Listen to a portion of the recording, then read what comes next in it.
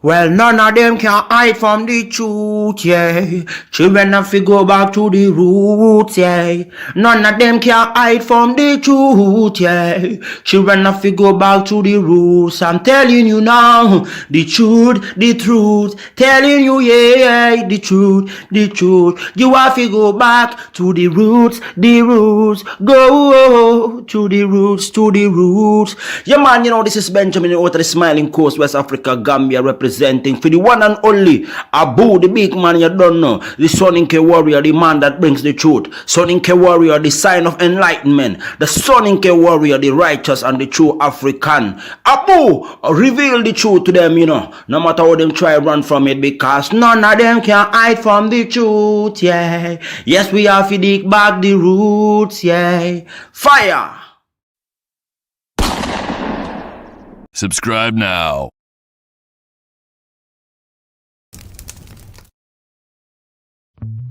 I remember the days, all those years ago that never fade away. And I remember your face when you hit the ground. I can recall the time and place on a midnight walk through the old streets, trying to turn back the clock to the days of old, back to the days when all the things we knew were made of gold. As the world moves on, time sings a song. In the old neighborhood, as the clock strikes one, the memory lives just as it stood, like a quiet dream. All right, ladies and gentlemen, welcome to the Afridamus Report. I'm your host, Afridamus. I want to welcome all of you to another edition of the Afridamus Report, AB, Musa, and all the people watching in the clouds. So, ladies and gentlemen, I'm going to give you update on Nigeria situation, U.S. Nigeria relationship. I mean, it got escalated pretty quick. You have to remember this has been in the works for some time. Let's not forget, like Boko Haram have been in Nigeria and northern Nigeria for quite some time, causing havoc. And when, during Trump's first term, he designated them, he put Nigeria as a place of concern. When Biden came in, he removed Nigeria. So we're going to talk about, what is at stake here. What is Nigeria facing? Because you have to look at it. What Nigerian officials are saying, they are, giving the excuse that it's not only Christians being killed, Muslims also are being killed and others, as if that justifies what is taking place in Nigeria. In that case, what Nigerian government is proving is, they have failed.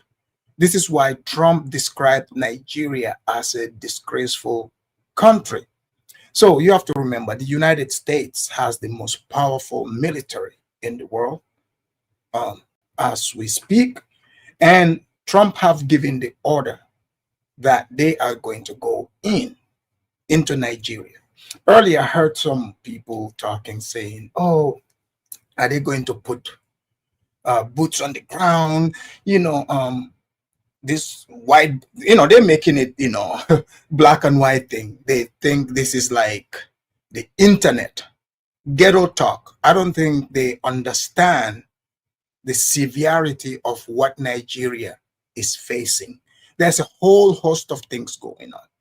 There are thousands of people who have already lost their lives. So people can come make the argument, semantics, or trying to say, oh, no, it's not religious stuff. That doesn't matter. The moment now, this is at a place where Trump have brought attention to this. Some might say, oh, is it about resources? It doesn't matter at this point. So in the north, In the north, the Sultan of Sokoto, they are saying they put him on the terrorist list. They believe that he has connection with ISIS, and the condition that is being given to Nigeria right now, to them in the north, the caliphate there, they're not gonna accept it, which is they cannot practice. They have to remove Sharia law and blasphemy law, and these people are saying they're not gonna do that.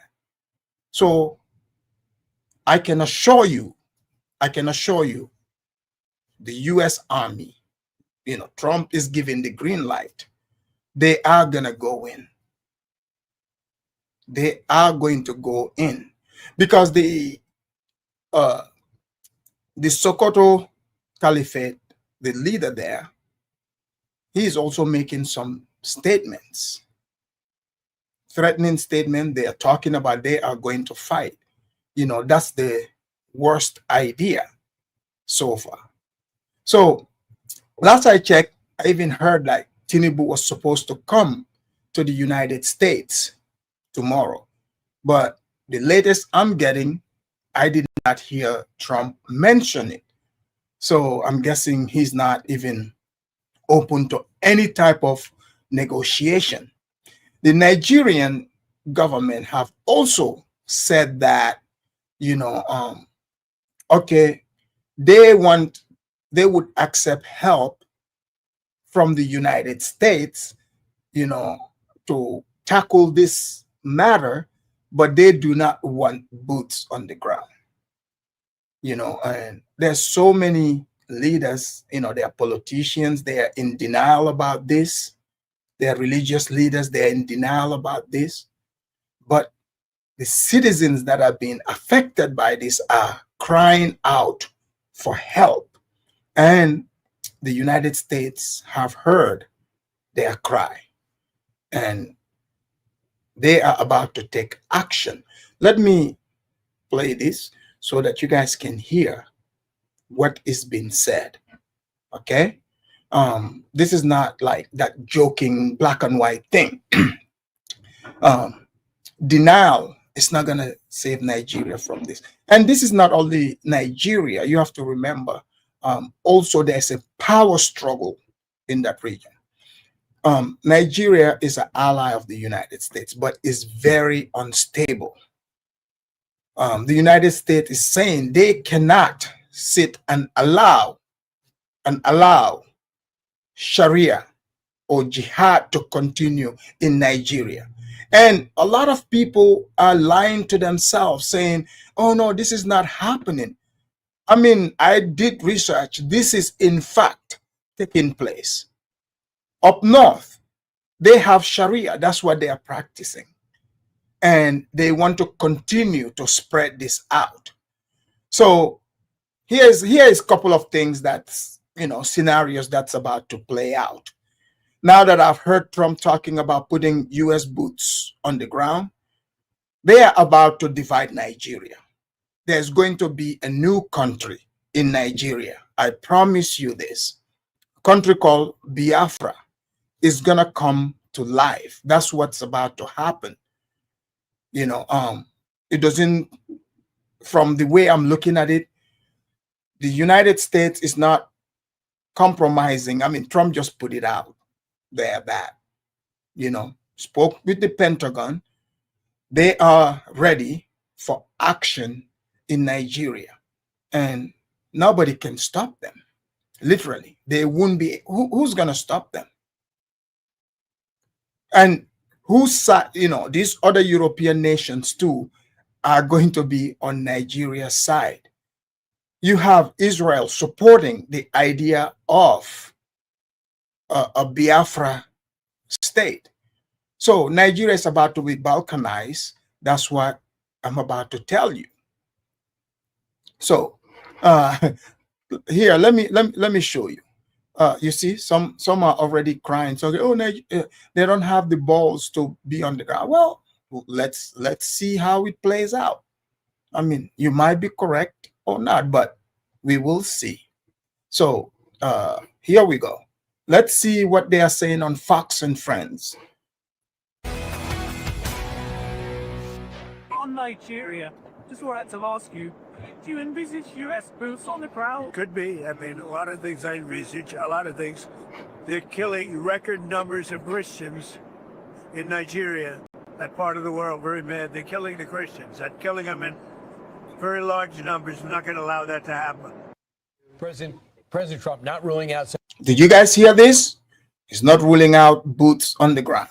sending U.S. troops to Nigeria as thousands of Christians are brutally massacred by Islamic terrorists. Trump's support earning rare praise from rapper Nicki Minaj, who thanked him in a public post for, quote, taking this seriously. U.S. ambassador. So you see that rapper Nicki Minaj and other even celebrities are supporting the, President Trump for finally,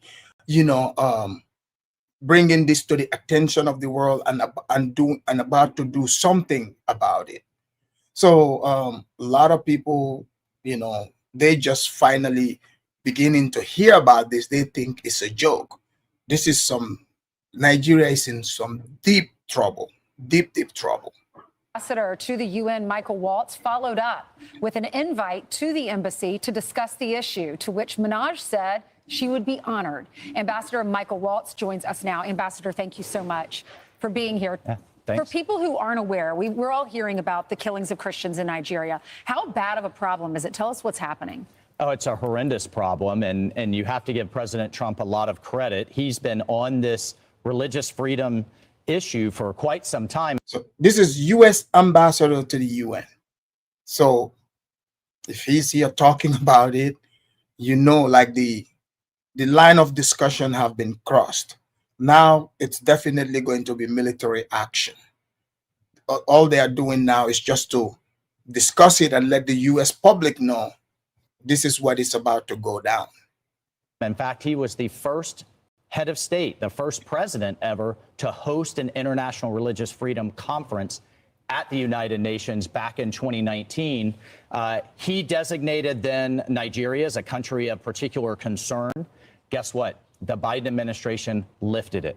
And what you have is a terrorist organization, particularly in the north in Nigeria, Boko Haram, that is literally burning churches, massacring people, torturing people, running them out of their homes to the tunes of tens, if not hundreds of thousands. And so President Trump put a spotlight on it. And, really, kudos and thanks to someone like Nicki Minaj as a Christian, but as someone with the following that she has, and with a lot of followers who may not be paying attention to these kinds of issues, to kind of double down. It's a collaboration. I don't know. So you guys know how, they do it over here. When they want to do an invasion, they don't just go and do it. They have to sell it to the public. They would use celebrities. So you notice he said Nicki Minaj has lots of followers. So they are selling it to the public. And I can tell you that when you go and check on comment sections, different channels, people are buying into it. They said, sure, go to Nigeria and save, the Christians in Nigeria. So whatever that means, that's what they are talking about over here. So let's hear more. Know that I would have foreseen over the weekend. Yeah. But how about, here's some of these stats. They kind of blow you away. The Christians persecuted in Nigeria. How about 18,000 churches burned since 2009, 50,000 killed since that same year, 5 million displaced, 7,000 killed in 2025. This is raging right now. How can you gauge what are the possible retribution? What could you actually do to stop this?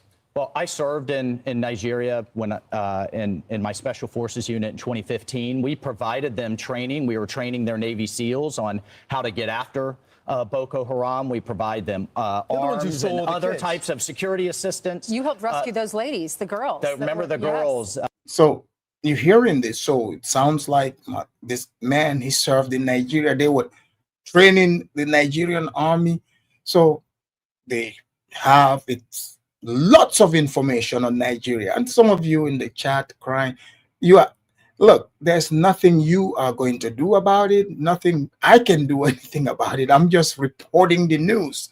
So whether I support it or not, it makes no difference. Whether you support it or not, it makes no difference, because we are not the one carrying out this action.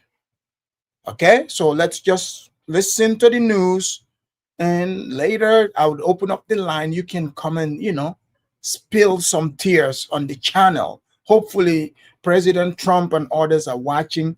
They might be like, oh yeah, let's listen to these people who are, who are not concerned about the people getting killed in Nigeria. Let's see how that would play out.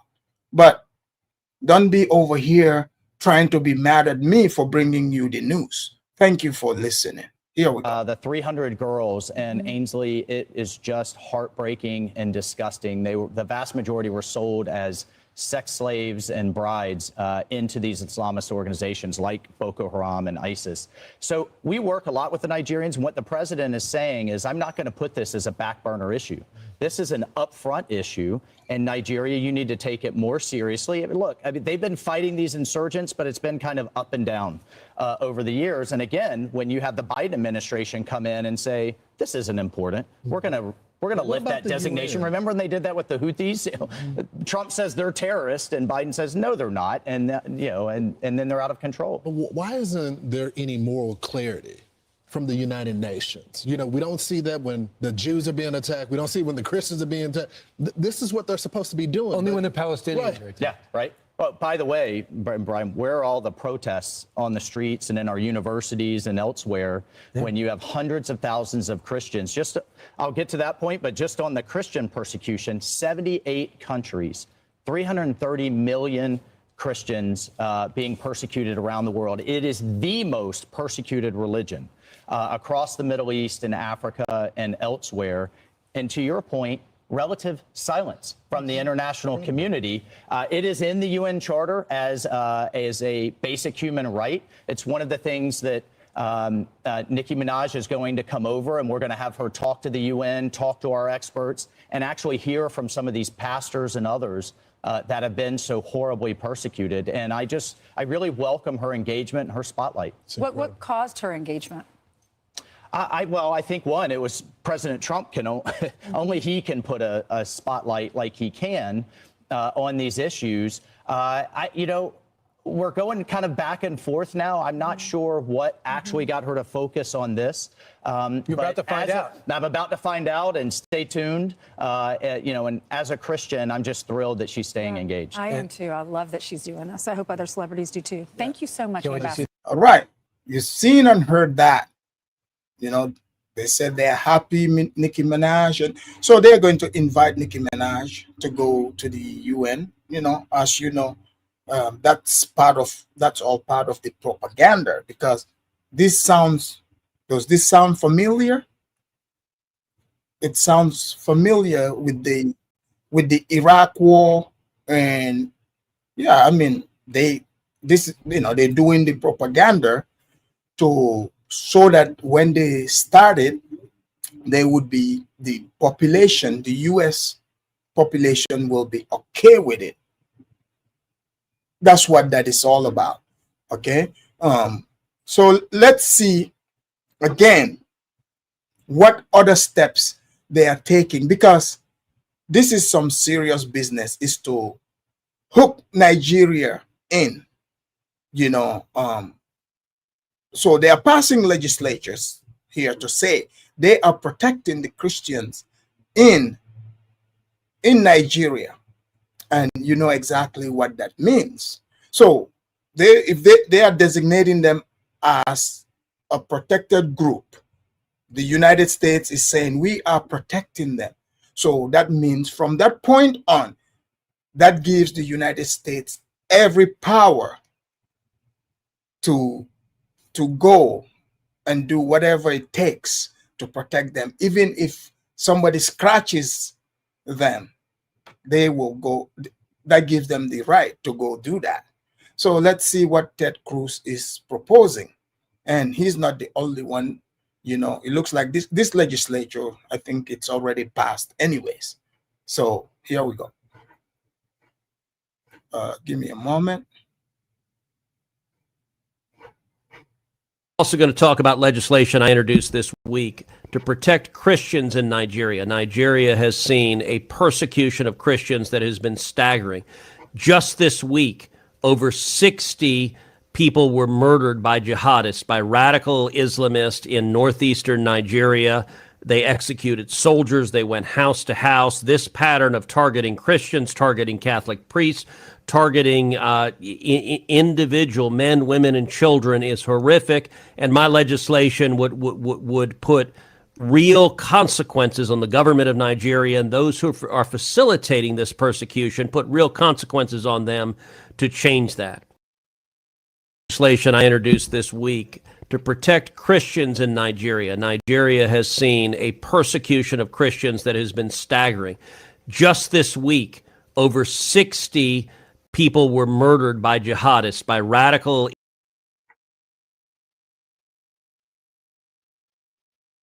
All right. So you've seen and heard that, right? You've seen and heard that. So that's what Senator Ted Cruz, that's the legislation he came up with. You can go check that out online so that you can familiarize yourself with it. But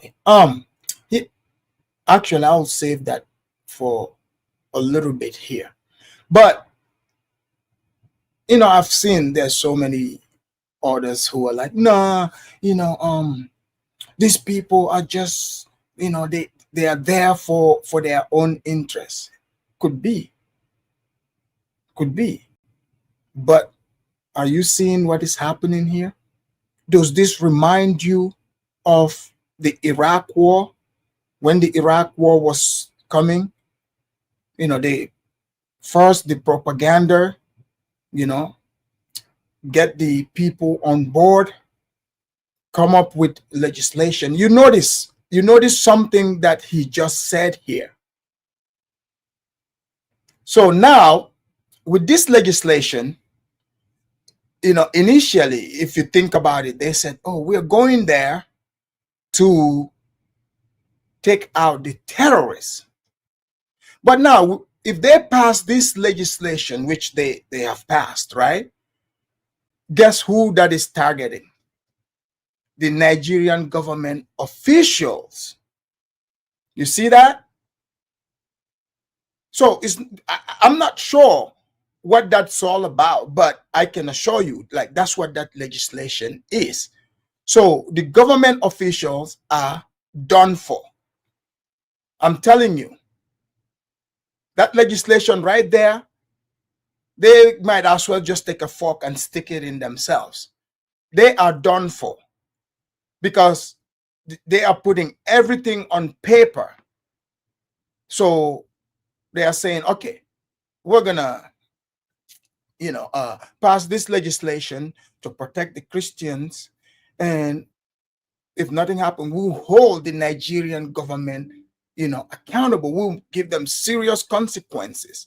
What do you think that serious consequence is? What do you think that means?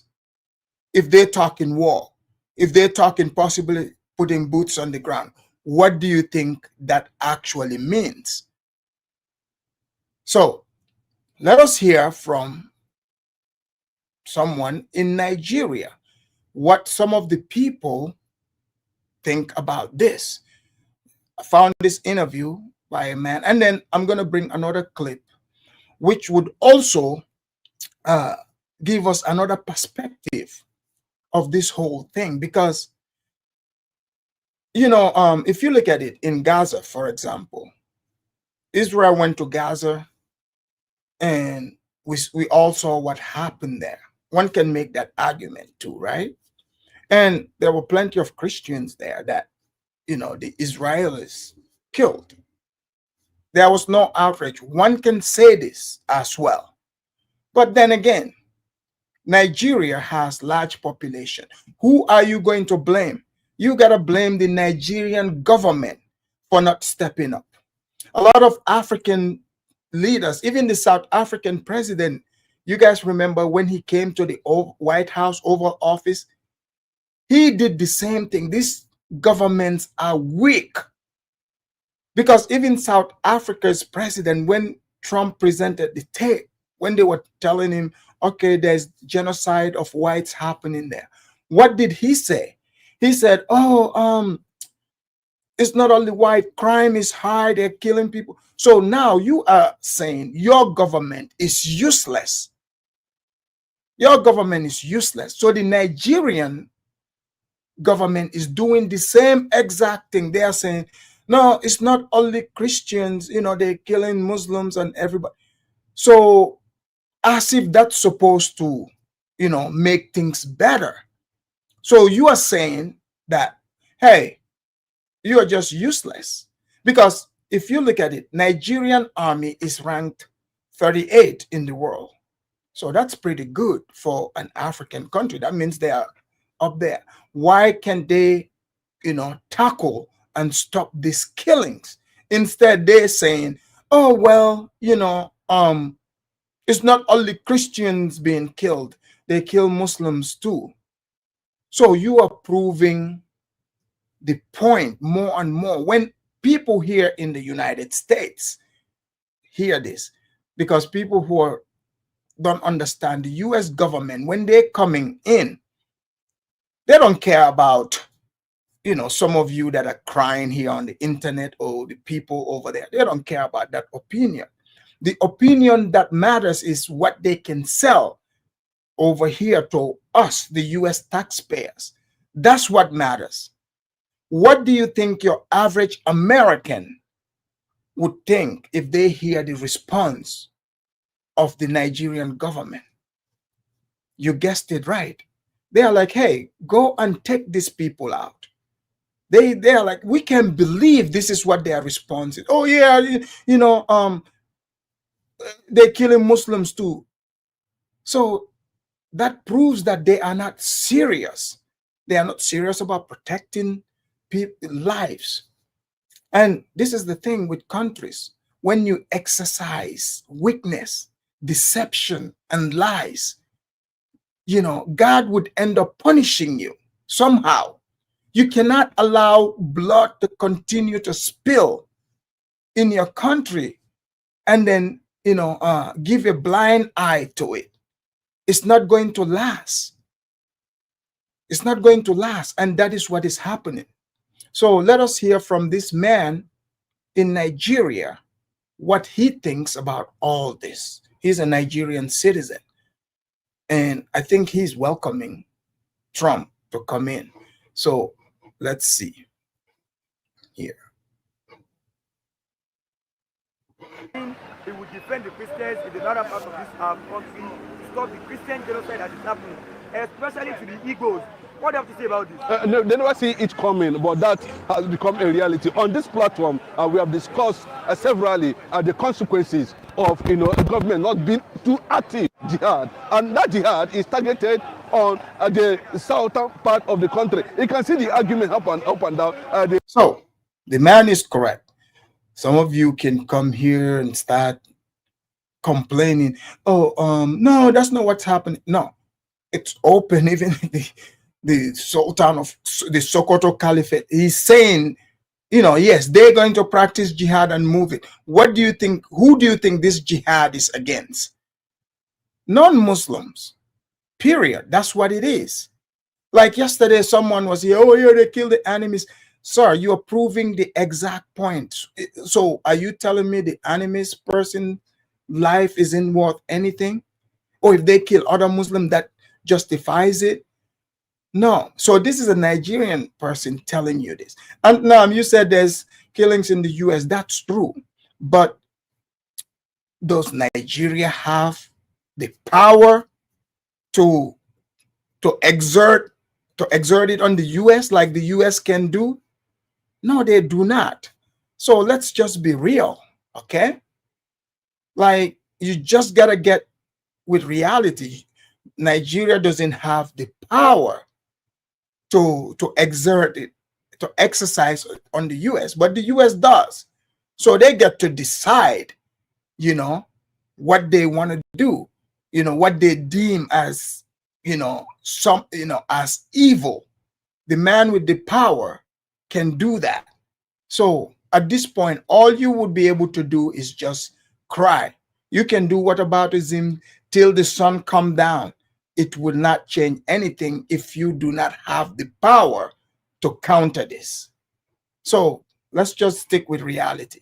That the North, the Nigeria is going to be divided between the South and the North. Or even though those kind of statement is already, fomenting certain policies, in United States of America currently now, where there is plan, to. So there are some people, and we've been seeing them online.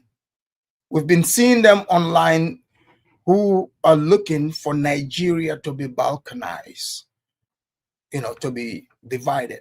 Well, Great Africa said, you don't need white savior. Then, whatever that means, why don't you, put on, some military gear and go to Nigeria and defend against the so-called white saviors that are planning on coming there.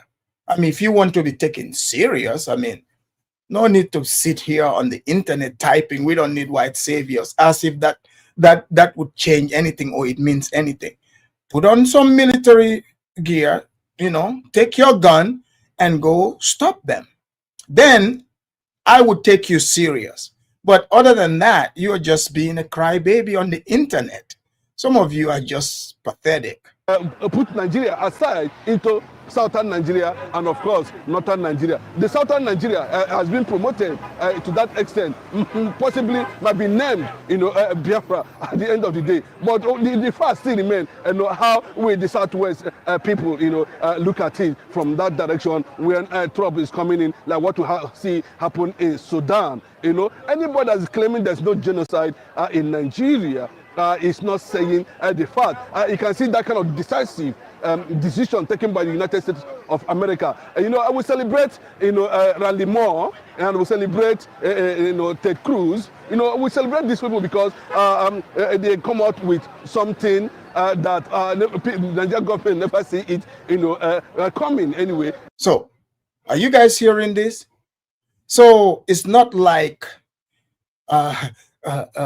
Trump, the action that he wants to take, there isn't people in Nigeria supporting this.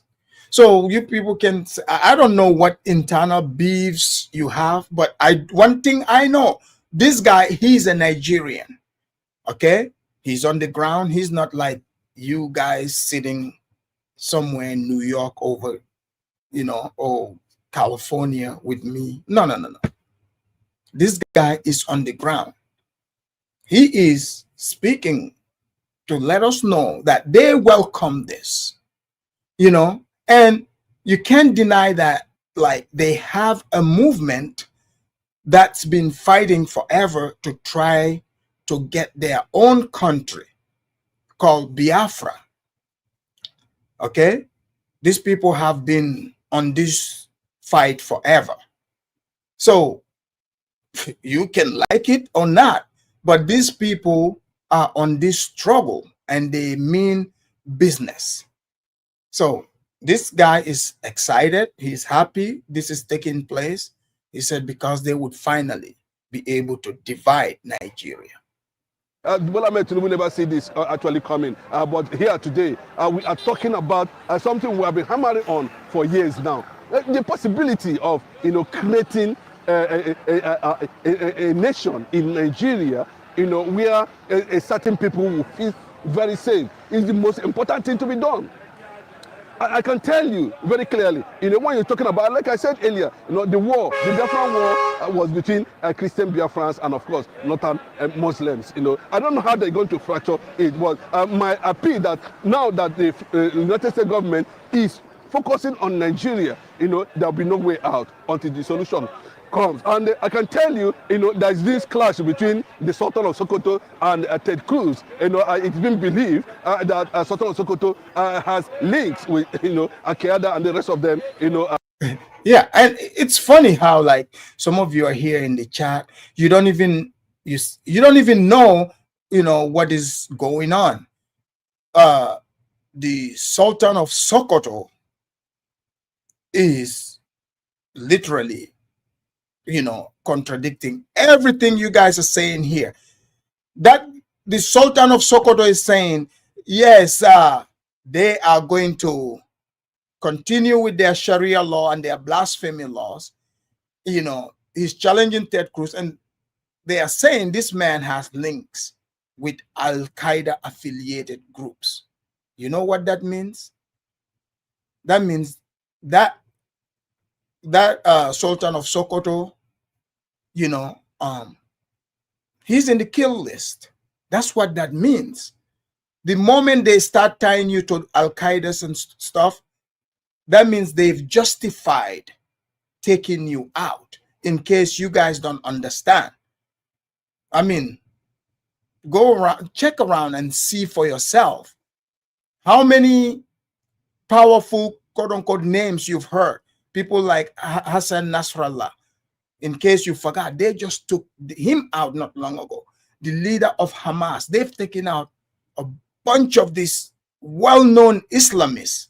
If they took those people out, who are very militarily fortified, the Sultan of Sokoto, that's just, drinking water to take him out. So you guys are not helping, because what you guys are saying and what the Sultan is saying is the opposite. Just FYI.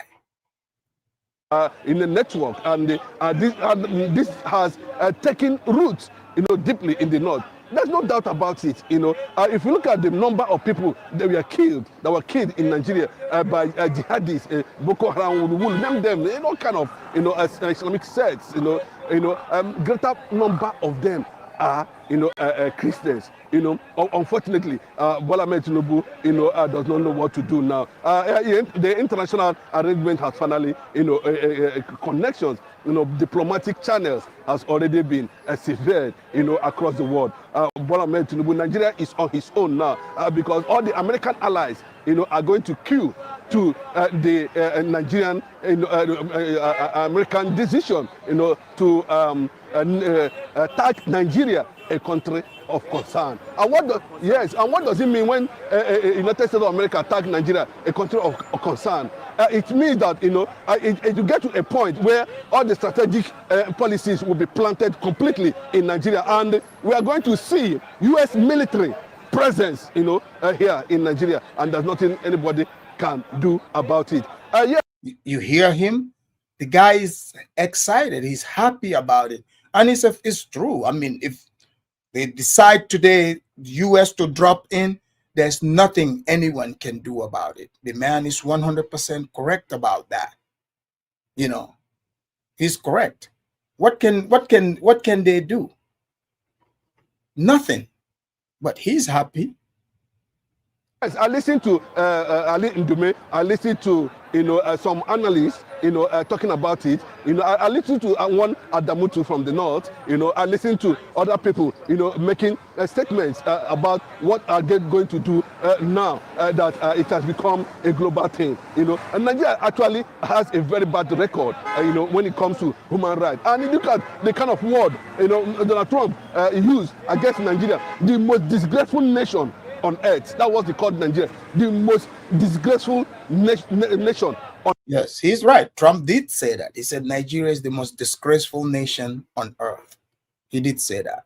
On earth, most disgraceful nation on earth. What does that tell you? It talks about leadership and the consequences of re-electing. Bola Ahmed Tinubu 2027 is going to be a Herculean task. It's not going to be possible, and this actually might trigger the government of the United States, looking the other way into the Mazi Nnamdi Kanu ordeal completely, and the advancement of his, continued.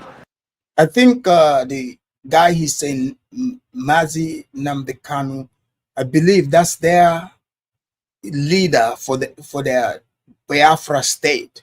So these people are looking to, they're looking to have their own country.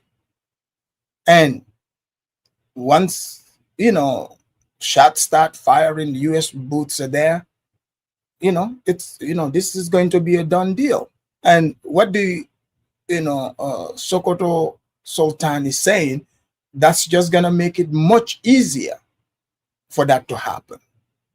Negotiation for his release. If you are Bola Ahmed Tinubu, to be honest with you, Nigeria is really in a tight corner. There may not be election in 2027 the way it is going, because once there is a military, U.S. military presence in Nigeria, then we were talking about, it can lead to disintegration where Biafra as a nation might likely emerge to protect, the West African, Sahel nations. And let me give you an insight why why Biafra will be a strong ally, of the United Nations, and of course America at the end of the day, if being powered by the United States of America. We don't require anything, just one single executive order from the presidency of Donald Trump. All is settled, and that is it. There will be jubilation. And remember too, how are they going to structure it? Because the most prominent nation now, the newest nation that are gain momentum in terms of agitation for sovereignty is Biafra, and it has gotten deep within American, international, and African policies. We are seeing that advanced stage at that level, and they have been on this for a very long time. I will commend some of these people for being able to attract world attention. And remember too, a lot of people are surprised that Nigerian pastors, prominent pastors, are not saying anything concerning that, just because a sultana of Yoruba extraction is the president. Apart from the woman over there in place. Man, this guy is very upset at what is happening. So he's excited about what Trump is saying. So I'm just giving you, the news about what some of these people, how they feel, and also online. Who called on Trump on a viral video to come and rescue Christians in Nigeria. That has attracted sympathy. And where they are headed, yes, according to Ochudoma, is that the southern part of the country, the Biafran territories, let me put it that way, will be a refugee for all Christians in the west, and of course in the middle belt and in the north, and that is what we are heading to. So the disintegration and the U.S. military presence will see to a peaceful and successful disintegration of Nigeria, where everything will work towards restoration of Biafra as a sovereign entity and a deep ally of the United States of America and their coalition forces. And that's why the military need to be stationed there, and that's one of the things that Nigerian government failed to understand, that when you become a country of concern, America only is the only vector power in the world. Like I said, just one executive order and everything is gone, and that is what it is. The Christians have suffered, so much in Nigeria. I can tell you, close to millions of Christians have been murdered under conquest agenda and the rest of them. And Bola Ahmed Tinubu government seems not to be trusted, with the way it is.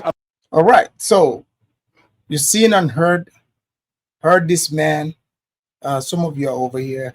Oh, Afridamus, you don't know the man. Of course, I don't know him. He is a Nigerian. I'm just showing you that, he's happy. I mean, maybe you might have issues with him. I don't. I'm just showing, what people are saying.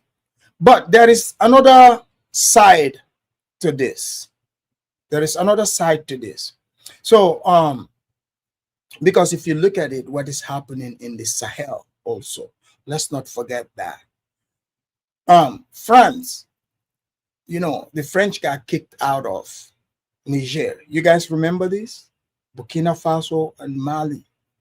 So now because when you look at it, Nigeria is huge, and it's the only friend left. But there's a scramble right now going on. Russia is trying to win, several countries. As you guys know, they are friendly with other countries, right? And the French being kicked out, that's creating a vacuum for Chinese and the Russians to come in, and that's a threat to the U.S. The U.S. has to have a stronghold there. So Nigeria is their last foothold. So they would have to somehow do something, by keeping it. I mean, the Christian question, one can say, okay, wait, is this about oil or whatsoever? Maybe.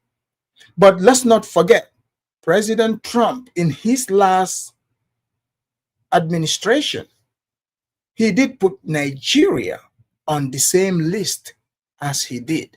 But let's also look at another twist here. And this twist would prove like what this man is talking about this Biafra. Oh, actually, let me continue to play this, and then I'll play.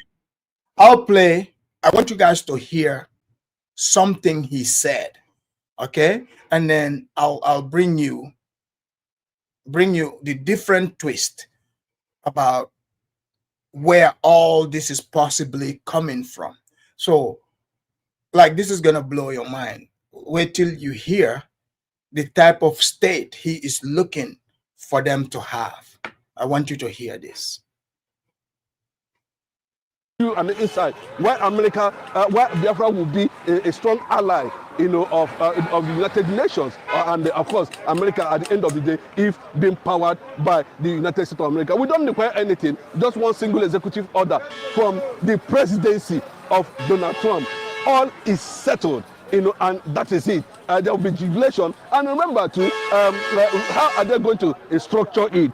Because the most prominent nation now, the newest nation that are gaining momentum in terms of agitation for sovereignty is Biafra, and it has gotten deep within American, international, and African policies. We are seeing that advanced stage at that level, and they have been on this for a very long time. And we commend some of these people for being able to attract world attention. And remember too, a lot of people are surprised that Nigerian pastors, prominent pastors, are not saying anything concerning that, just because a Sultana of Yoruba extraction is the president.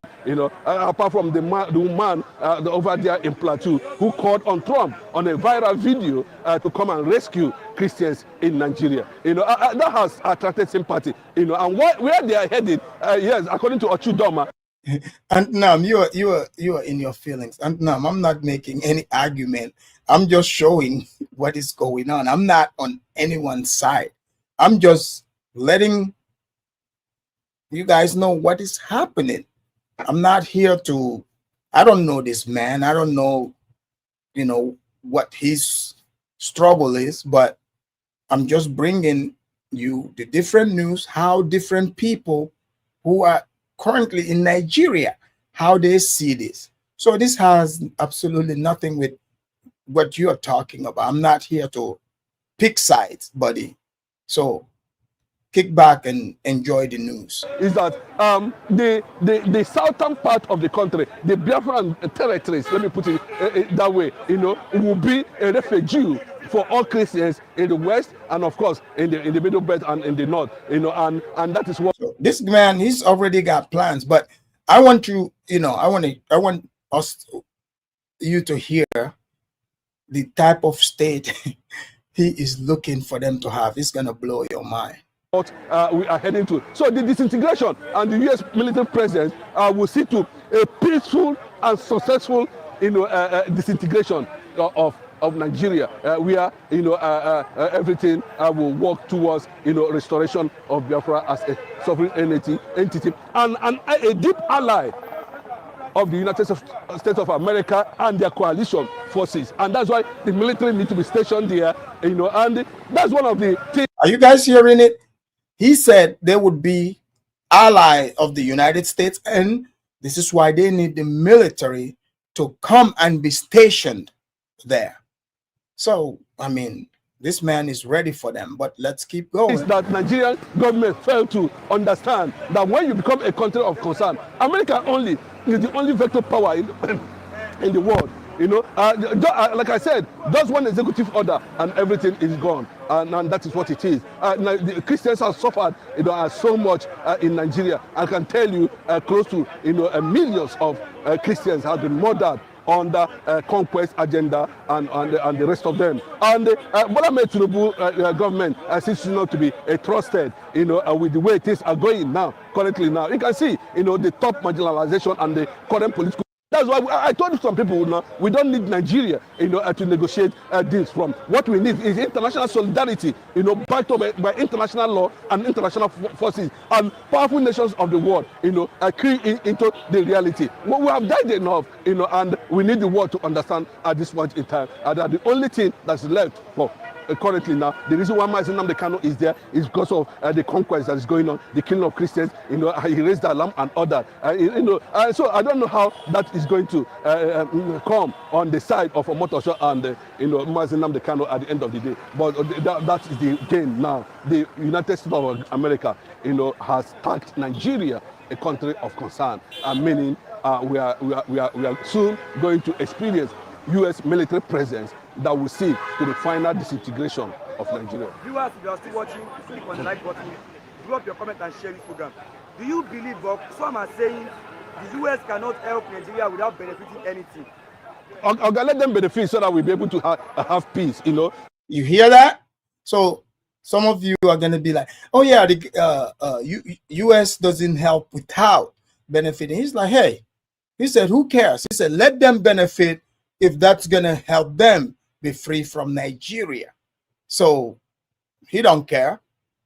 That only hurts your feeling who's not in his shoe. He's a separatist. He sounds like a separatist. I mean, I don't know what part of Nigeria he's in, but he sounds like they want their own country. So he said, hey, sure. I mean, if the U.S. going to benefit, cool. It's like, scratch my back, I scratch your back. It only makes sense. The Northern Caliphate has threatened Donald Trump already, and they're saying it very clearly. One Sharia, one Nigeria. And there's no two ways about it. That means they are ready for fight with the U.S. government. That's the truth. They are ready to question the rationale, of U.S. intervention, into conflicts that have been happening in Nigeria for over 60 years now. I think it is time for balkanization of Nigeria. It is time for disintegration of Nigeria. And I can tell you there is panic everywhere in Aso Rock. The only place that are going to experience peace is the ally of the south and south part of the country, which might be seen as the major Biafran enclave at the end of the day. Nigeria will not be. See, the only thing is that they should make it fast, because what the northern, the middle belt have already taken a stand. That once Biafra is declared, they are going to move to where they can be tolerated. And what all that means, that's the Biafran, sovereignty land and all that. Then in the southwest, the north might likely want to battle their presence, given the fact that 50% of Southwesterners are Muslims, and there is going to be a very serious battle at the end of the day. And they're saying in the next 40 years from now, the entire Southwest will collapse under Islam completely if nothing is being done. And that's what the Sultan of Sokoto is defending in their position when the American congressman, Ted Cruz, accused him of having links with Al-Qaeda and the killing of Christians. The killing of Christians is not it's not a fake story. It's a reality, and it has proved you know, and we are seeing that the only thing that's remaining is the target of these people is completely Biafra. And up to now, they are still killing. So I want a situation where this thing can be done fast. If Nigeria refuses to take action, the only action the government need to do now, you know, is to restructure Nigeria, return Nigeria to regionalism, and allow regional government to take effect with immediately. Return Nigeria to Aburi. Yes, there's no two ways about this. So this guy is ready. I just want you guys to hear this part. I hope I didn't skip it. Many years now, I can see the level of marginalization of the Igbo, you know, people. You know, we are in this present government. We don't have ministers. You know, and you can see the level of oppression. And still, these people are coming out to celebrate. And that's a sign of, you know, when you are not giving political presence and the national presence within the space of things, you are gradually collapsing into, you know, uncertainty of conquest. And that's the message. Thank you. Oh, okay. So sorry, it looks like I probably skipped that. But the part that I was trying to get you guys to hear, he said something that's like interesting. He said they are looking to be a Jewish state. You know, I was like, oh wow, okay. So he said they are looking to be a Jewish state. So that, let me show you a little bit about this clip, because this clip is from a few months ago. So this talk has been going on for a minute now. Someone else has a different take on this, meaning, you know, they want to know, okay, why is the United States all of a sudden interested in taking military action in Nigeria and concerned about the Christians there? I mean, let's hear why this person is saying this. And it makes sense when that man that was speaking, he said they want a Jewish state. So who else is supporting this idea of, you know, what this man is saying about them having their own country? So is this about finally breaking Nigeria apart? Well, you know, in this clip, this individual seemed to think that could be the motive. So let's hear this. I don't know if you've noticed this, but I have noticed this sudden explosion online about Nigerian Christians. Many influencers and politicians are suddenly weeping over Nigeria. Now, don't get me wrong. I think what is happening in Nigeria and to the Nigerian Christians is awful. But this has been going on for a really long time, and there are many atrocities going on in the world. But nonetheless, lots of people are suddenly weeping over Nigeria. Maybe it's because this is the new Hasbara campaign. Maybe they're using it to steer attention away from Gaza and to smear anyone who criticizes Israel as an anti-Semite who doesn't care about Christians. Watch what I mean.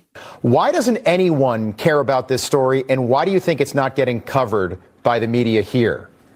Well, first of all, I want to say in God we trust, right? That is more American than anything else, that we have our Christian faith. We should profess our Christian faith. We should protect the Christian faith here and around the world. But, you know, if you ask the mainstream media, they'll tell you that it's propaganda, that it's lies. Even the special senior assistant to the president of Nigeria said the other day that Bill Maher bringing this up was propaganda, basically. It's true, it's happening, and I would not recommend your viewers go and watch those videos. They are horrific. We're talking about over 100,000 Christians over the last 2 decades that have been maimed, murdered, destroyed. Over 5 million Christians in Nigeria have had to flee their homes.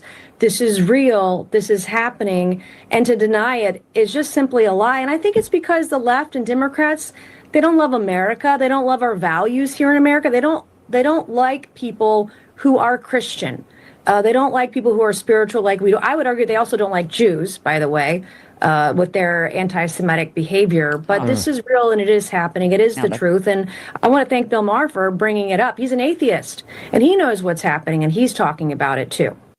So all right. So before you hear it. So you heard that's Representative Nancy Mace that was speaking there.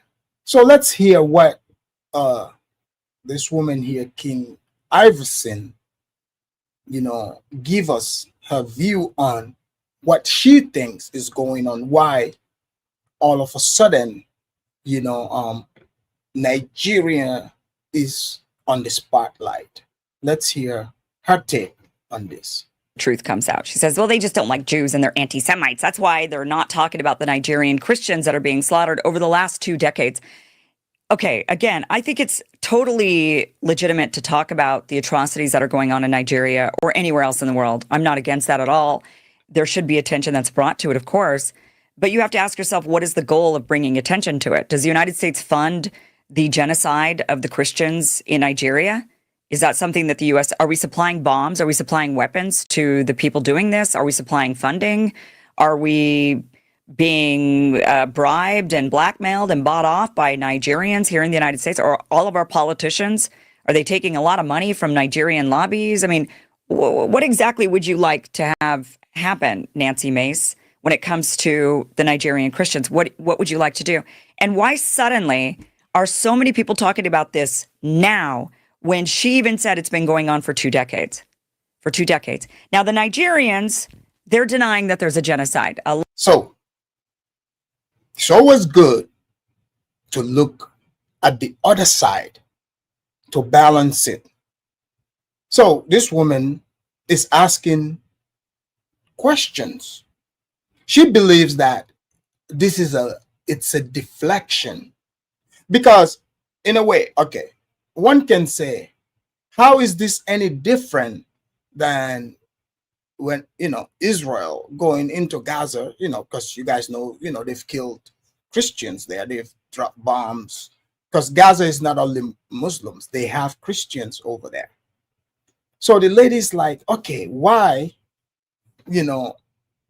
all of a sudden they are interested in Nigeria? Why? And she's not denying that, this is happening there. But let us hear more. Because in the last segment, the man said they want a Jewish state.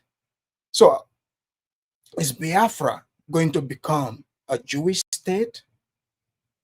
Let's hear. A lot of them are saying, look, the violence is against everybody. This is Boko Haram. Yes, it is a violent extremist. They are an Islamist crazy group, and they're going around, but they're mostly attacking Muslims. They attack Muslims, they kill Muslims, and yes, they're also attacking Christians. They're attacking kind of everybody who isn't them. And that is the big problem that Nigeria is facing. It is not state sanctioned. The government of Nigeria is not, supporting Boko Haram.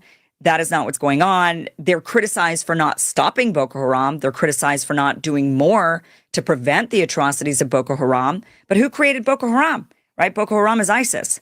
ISIS that then traveled down. You guys remember I said that yesterday. Look at the Boko Haram flag. It's the same as ISIS. So, who created Boko Haram? Who sponsors Boko Haram? Why are the NGOs, those NGOs, quote unquote, are the ones that are able to go into Boko Haram territories? What are they bringing to them? Are they supplying them? Because Boko Haram they don't have weapon factories. Where are they getting this from? Is it one of those things where, because they do this where they, come up with these groups, they set it up and put them in a place where they eventually want to wage war there. They would bring these fringe groups, and these fringe groups would commit atrocities. Then eventually the bigger power will come to do the cleanup. Because if you look at it in the Sahel, right, there is this jihadist group. They are running roughshod all in the Sahel, all the way to Mauritania, just strictly in the Sahel. And I think, was it last year or so? I said the war is going to be brought into West Africa. So it's not only Boko Haram in the north that they are talking about. This is just the beginning. It's just the beginning. Could this be a decoy also as a ploy to go into Niger also, to regain Niger from the military, into Burkina Faso, Mali? Or they're just stopping in Nigeria? I get that the one guy, he's excited. He's excited. He said they're going to get their Biafra state. But what if that's not the United States ambition? What if they're just using that as a pretext to also get in? But one thing is for sure, there is definitely a power struggle for those territories. And Nigeria is very important for who gets to control Nigeria at this point, whether it's going to be China, Russia, or the United States. Let's not forget that. I'm not saying the jihadists are not there, but who put these jihadists there? Who is sponsoring them? Why were they able to operate all these years? Because, as you can see clearly, the Nigerian government, yes, they are, yeah, you can accuse the Nigerian government and say, okay, fine, they are being incompetent, but you can't accuse them of being the one sponsoring Boko Haram. That is clear. They have not even been accused of it, you know. Yes, they are not doing, I mean, they are doing their best, but they're not getting rid of them. But they are also not sponsoring them. So the legislation that is being put forward, you know, trying to hold the Nigerian government accountable. You see how the legislation is written? It is almost impossible at this point, because what they are saying is now the Nigerian government would have to confront the people up north and tell them that there's, you know, your Sharia law, your blasphemy law, you have to get rid of it. You know what that means?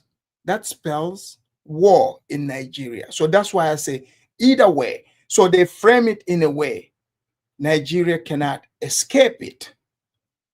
Because now holding the Nigerian government officials accountable, you know, that means getting total control of Nigeria. So let's hear a little bit more to see what's, you know, what sort of motive is there. I mean, I got to get people thinking. We can't just look at one side.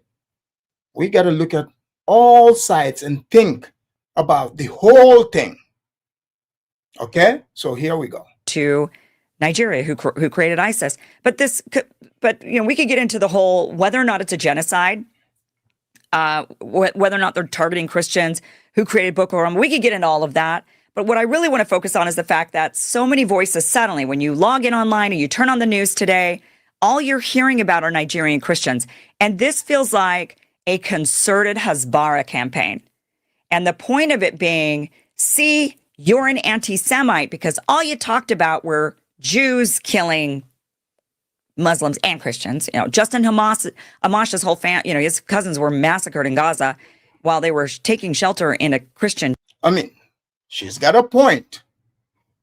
She's got a point because you guys know, ever since, you know, these last few years, especially as of late, Israel have been getting a lot of heat, especially from the MAGA people, you know.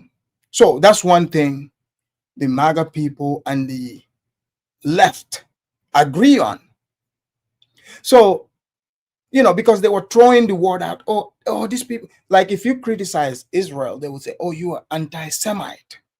But Israel did bomb and kill Christians in Gaza. I mean, we can't deny that.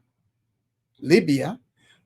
So I see what this lady is saying. She is questioning why all of a sudden, why didn't the same people who are saying today they are Christians were not concerned about those Christians in Gaza? In fact, the weapons used, the bombs used to drop on those in Gaza came from the United States. They sponsored it.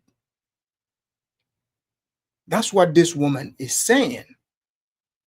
She is saying she noticed that, as the heat, as the online warriors started heating up, the crimes, like people were talking about the crimes of Israel.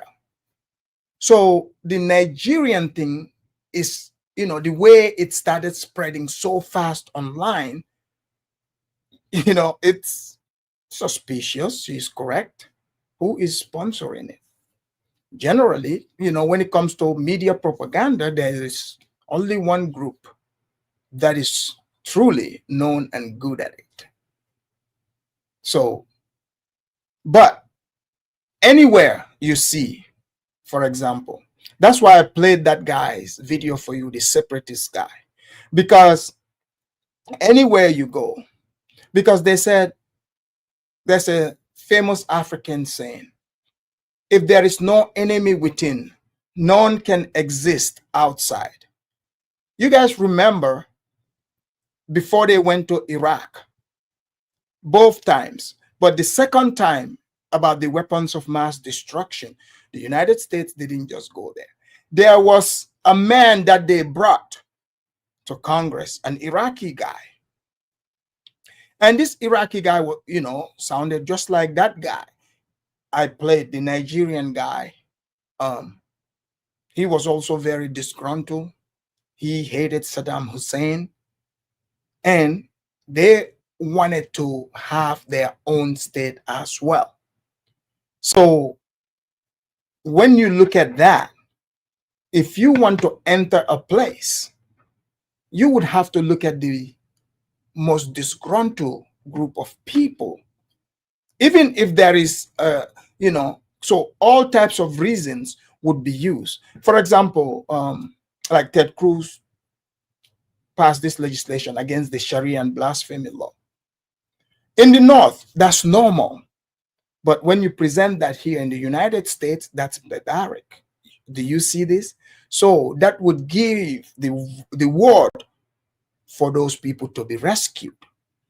And then on top of that, you hear the cry of certain people saying, we Christians are getting killed. And then now you have this guy also. So they are using all different things to justify why they should go into Nigeria. Look, I get it. This might be happening, and I think it is. But is that the only reason?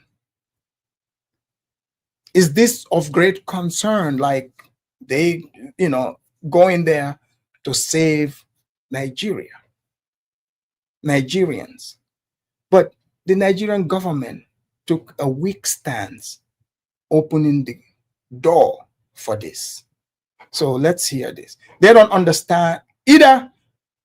A, they might be in on it, or they don't understand what is happening and they are playing with fire. They don't understand that, a conspiracy has already been cooked and is about to be dished out on them.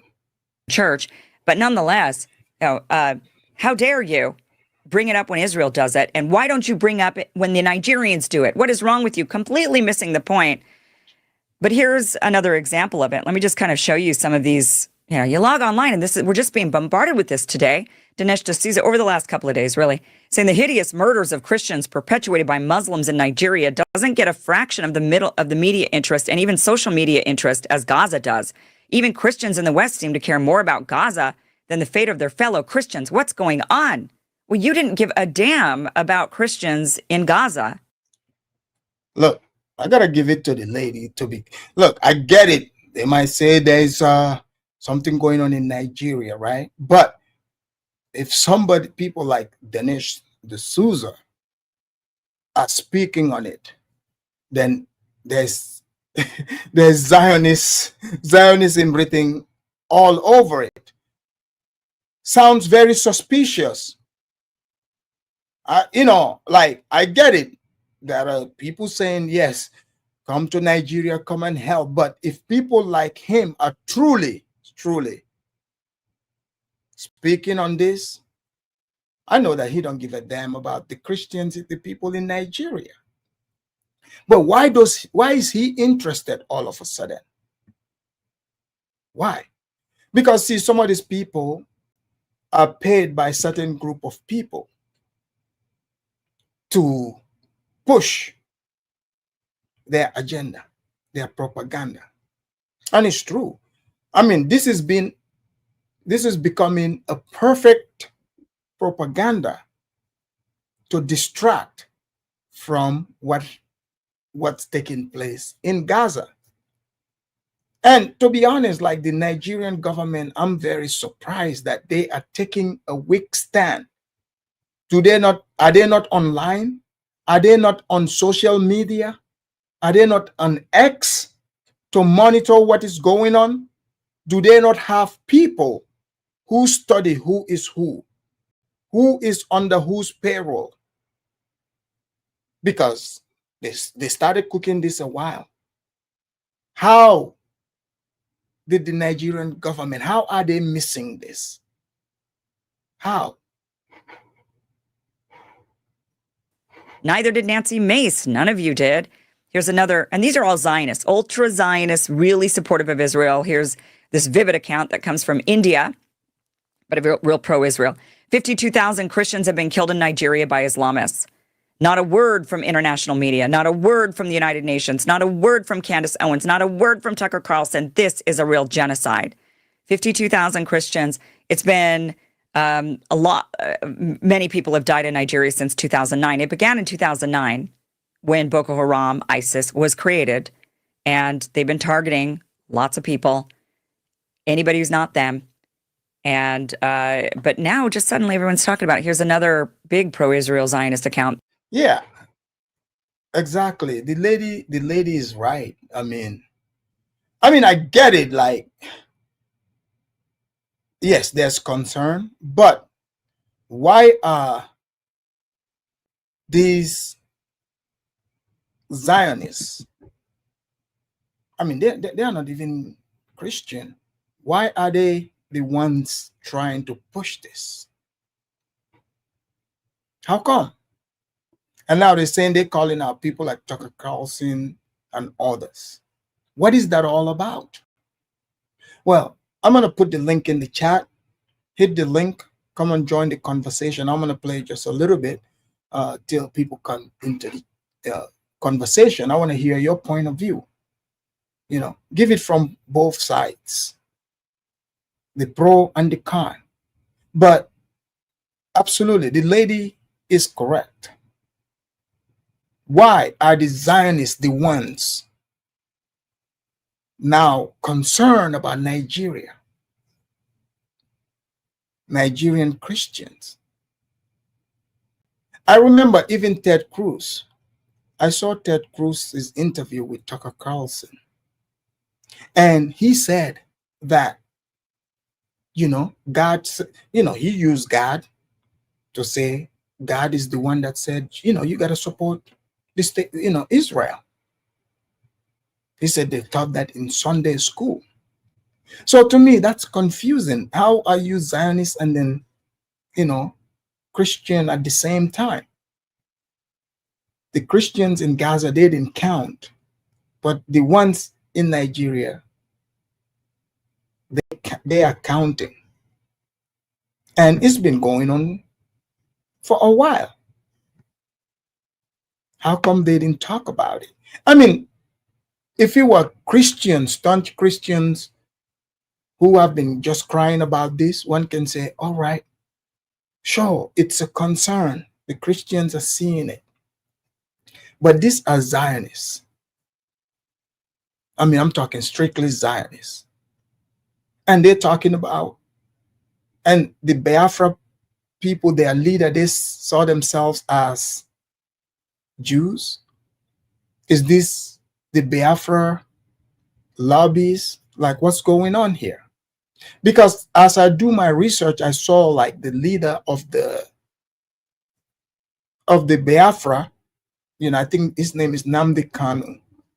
He was at the wall in Israel, you know, touching the wall. So is he a Zionist too? Hit the link. Let me know if you're from Nigeria. Breaking. 51 Christians slaughtered in Nigeria's Plateau State before Easter. Where is the global outcry? Where is the world? I will not be silent while my brothers and sisters in humanity are hunted for believing in God. Wait a minute. You're Jewish. What do you mean your brothers and sisters who are... okay. Here's Representative Anna Paulina Luna. Again, this is just, we're getting bombarded by this. Christians are being hunted and slaughtered. Yeah, guys, you seeing this? So yeah, I mean, BIJ, you rushed too quick. I told you guys, you know, you gotta let the professor do his work. Because you see, if I had brought this one forward first, that would ruin your taste. But I gotta get you in, you know, and then walk backwards to show you this other side of it as well. Who is supporting this? I smell Israel all over this, because you guys do know these people they are showing, these are staunch Zionists. Yeah, that's what they are. We can't deny this. So the guy that was saying, okay, the United States is gonna come in, but is this been done on behalf of the United States, or that it's been done on behalf of another country? That's a good question we should be asking.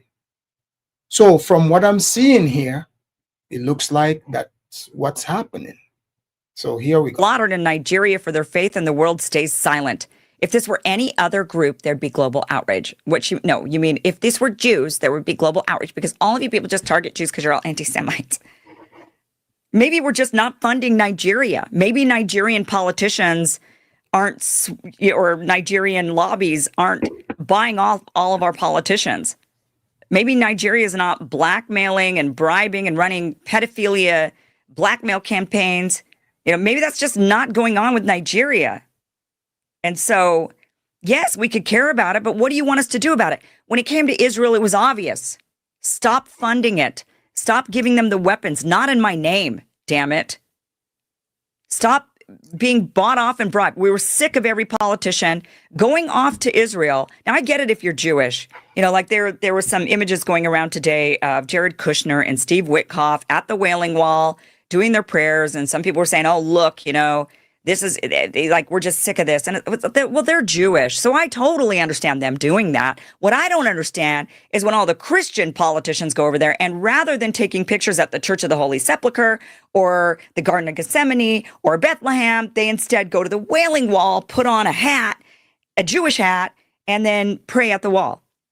That to me is what I don't, are we doing this? Are we going to Nigeria and are we like, are politicians posing with the Boko Haram flag? Is that what's going on? No, that's not what's happening. And that's why people aren't sitting here screaming about it. Yeah.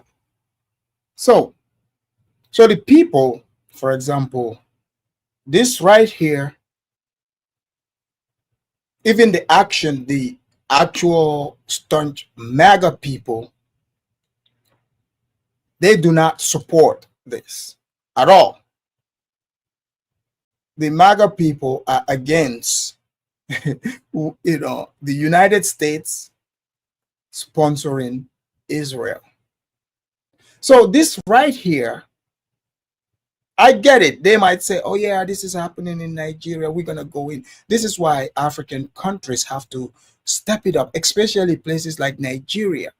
Step it up to where some power cannot just feel like, okay, we're going to use you as a scapegoat. We're going to use you as a deflection. Even if it means we're going to come bomb you, we are just going to do that. Do you guys see what is happening here? Do you guys see the people who are saying they are concerned for Nigeria? Do you believe that Zionists are concerned about Christians? Really? And of course, yes, I get it. Inside of Nigeria, there's people who have grievances. They are mad at their country whatsoever. But I don't think they would like it as much when the U.S. decides to take that action and having boots on the ground.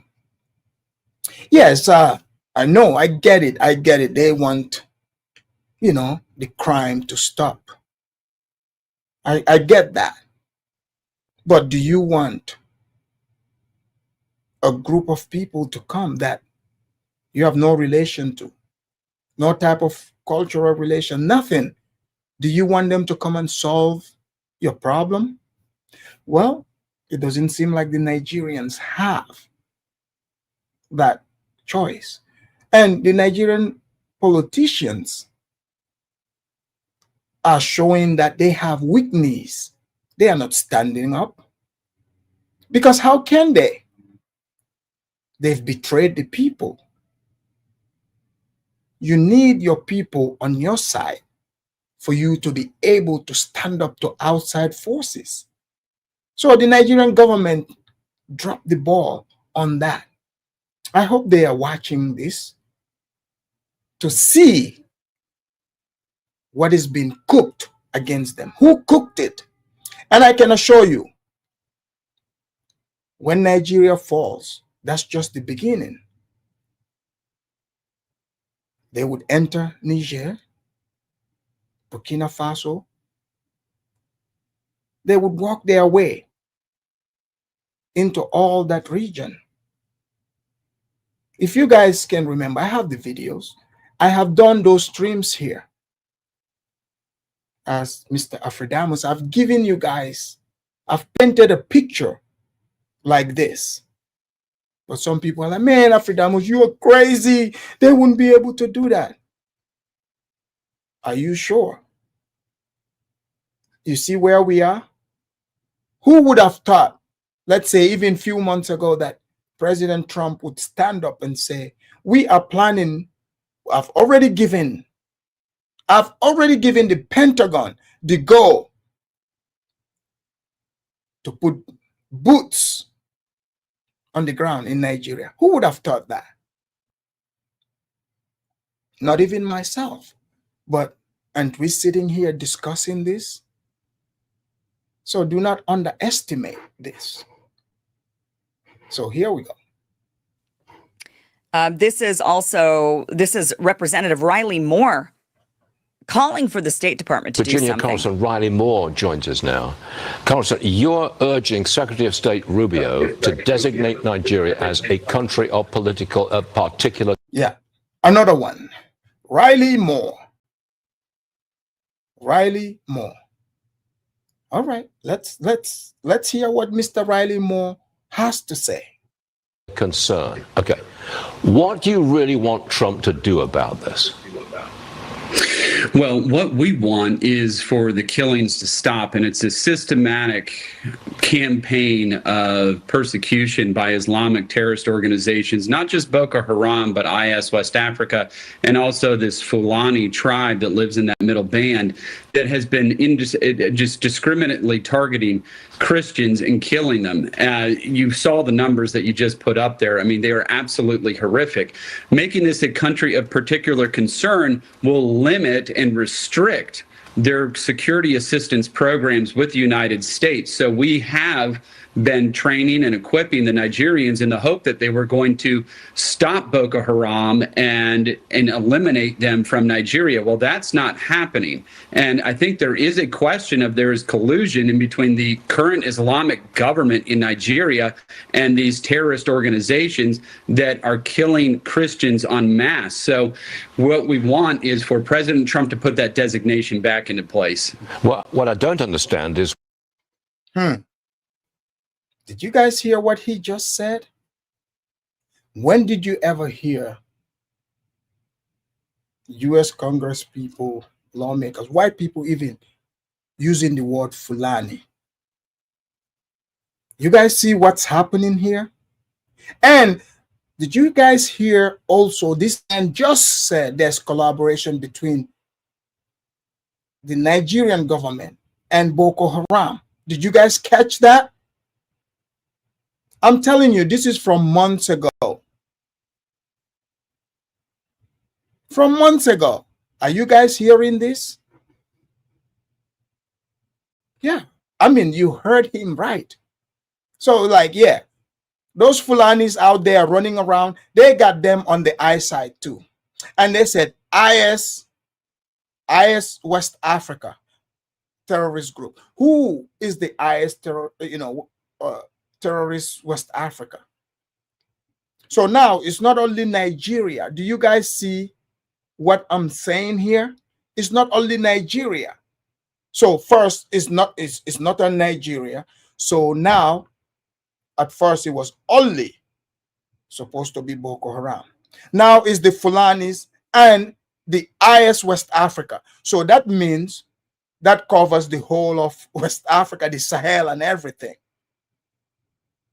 But if there's truly, it's about fighting those terrorist groups, why wouldn't they sell weapons to Burkina Faso? They are willing to fight them. Mali is willing to fight them. Niger. Give them weapons. They're not even saying, give it to us for free.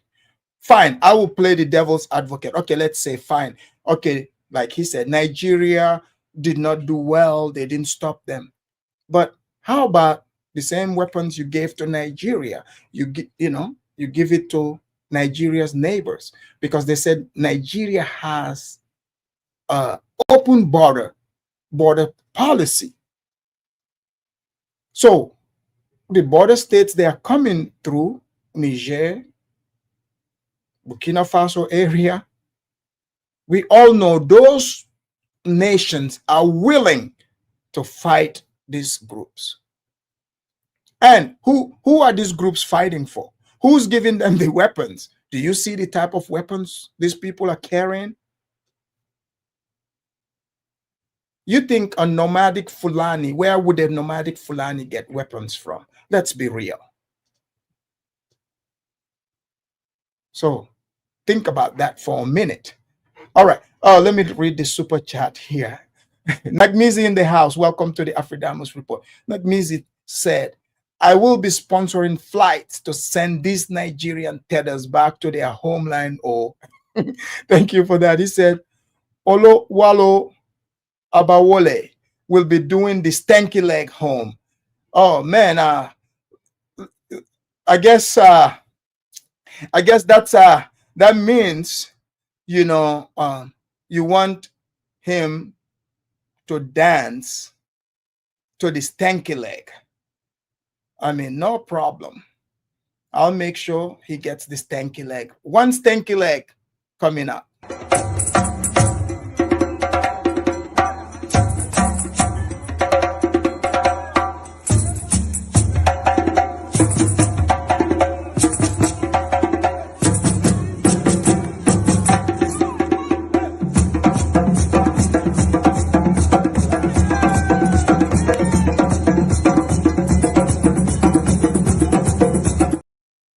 That's right. One stanky leg for Olowalo. Thank you, Negmizi, for that. why there's not more publicity in the United States for what's going on in Nigeria. When you're killing thousands of Christians because they are Christians and they're being killed by Islamic terrorists, I think that's major news here. And I can't understand why it's not. And it absolutely should be. Just this year alone, Stuart, we've had 7,000 Christians murdered. That's 35 a day are killed in Nigeria just for professing their faith in our Lord and Savior Jesus Christ. We cannot allow this to continue. We cannot. Then what do you want to do? Do you want to go in? Do you want to invade? Well, they are. So this right here, this was from months ago. From months ago. So the lady is asking a good question. Okay, then what do you want to do? Do you want to invade? Well, we are at the invasion stage. And Zongo asked a question. He said, do white people even know the different names of the ethnic groups, Africa? Look, I mean, I was shocked too. When he said Fulani, he did not even mince the word, like he said it perfectly. So somebody, they are working with somebody who is talking about the Fulanis. That's for sure. So here we go. What do you want to do? Because it was really easy when it came to Israel. Stop funding them. We want you to stop funding them. We want you to stop supporting it. We want you to go on these news programs and say, Israel can no longer be doing this. This is terrible. This is atrocious. That's what we want you to do. But you didn't do any of that. You kept funding it. You kept sending weapons. You kept championing it. And you kept saying that Israel had the right to blow up babies. So none of that is happening when it comes to Nigeria. So what is it exactly you do want us to do? Are we the world police? Are we to go in and save all of these people? Should we take over Nigeria? What exactly are you asking for? This is what I'm not understanding. But the Hasbara continues. Here's Radio Genoa saying, in Nigeria, Islamic terrorists have been killing Christians every day for years, but Europe, corrupt media, and Greta's friends remain silent. Because again, what do you want us to do about it? You know, what do you want us to do about it? And then posting these videos of these funerals. I mean, this is atrocious. It's terrible what's going on in Nigeria. It's been going on since 2009. And where were you all of these decades talking about this?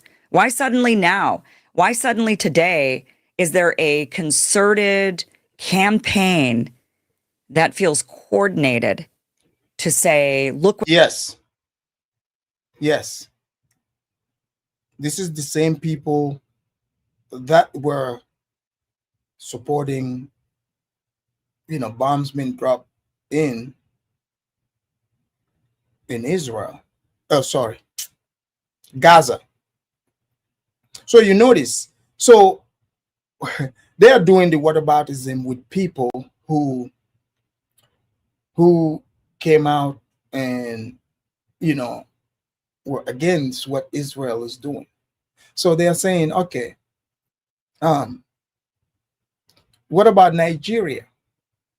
I get that, stuff have happened in Nigeria, but did they have any major killing in Nigeria lately of church or whatsoever? I think last time I heard there was some shooting at the church. That was like, what, 2 years ago?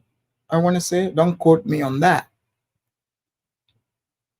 So things were happening, but nobody said anything. These same people, were online. They never said anything. But now, all of a sudden, they are coordinated. And I showed it here, like,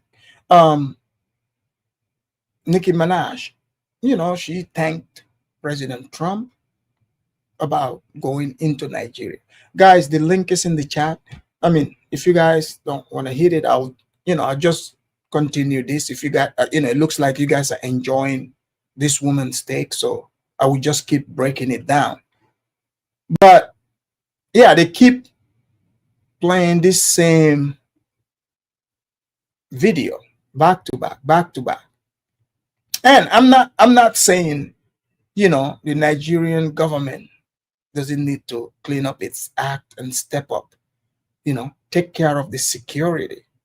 Because this is embarrassing for an outside country to say they are going to come and take care of business, in the giants of Africa. Africa's giant. Okay?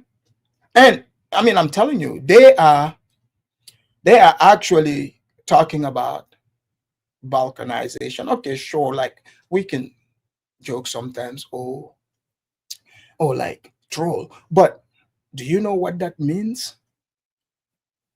Do you know what it means if they truly start dropping bombs in Nigeria? U.S. military going in? That's going to destabilize the whole region. Nigeria's got over 200 million people. Okay, let's take away the trolling. Let's keep it real. That's not good. Once those bombs start flying, troops coming in, that's not good for West Africa as a whole. You heard the lawmaker talking about the IS West Africa. He's talking about the Fulanis. So that means all across West Africa. You guys remember when I did a show, even they were talking about, oh yeah, the jihadis are also in the border. They come into northern Ghana. Not even Ghana is not safe. It would be the whole of West Africa. That's what it would be. So you heard the man, the one that was talking about, he's happy they're going to get their Biafra state. He said, oh, in fact, we are open to being allies. So he is already setting it up, saying, okay, he's not saying clearly. He said nothing about needing any support from any African nation, no neighbors. So what does that mean?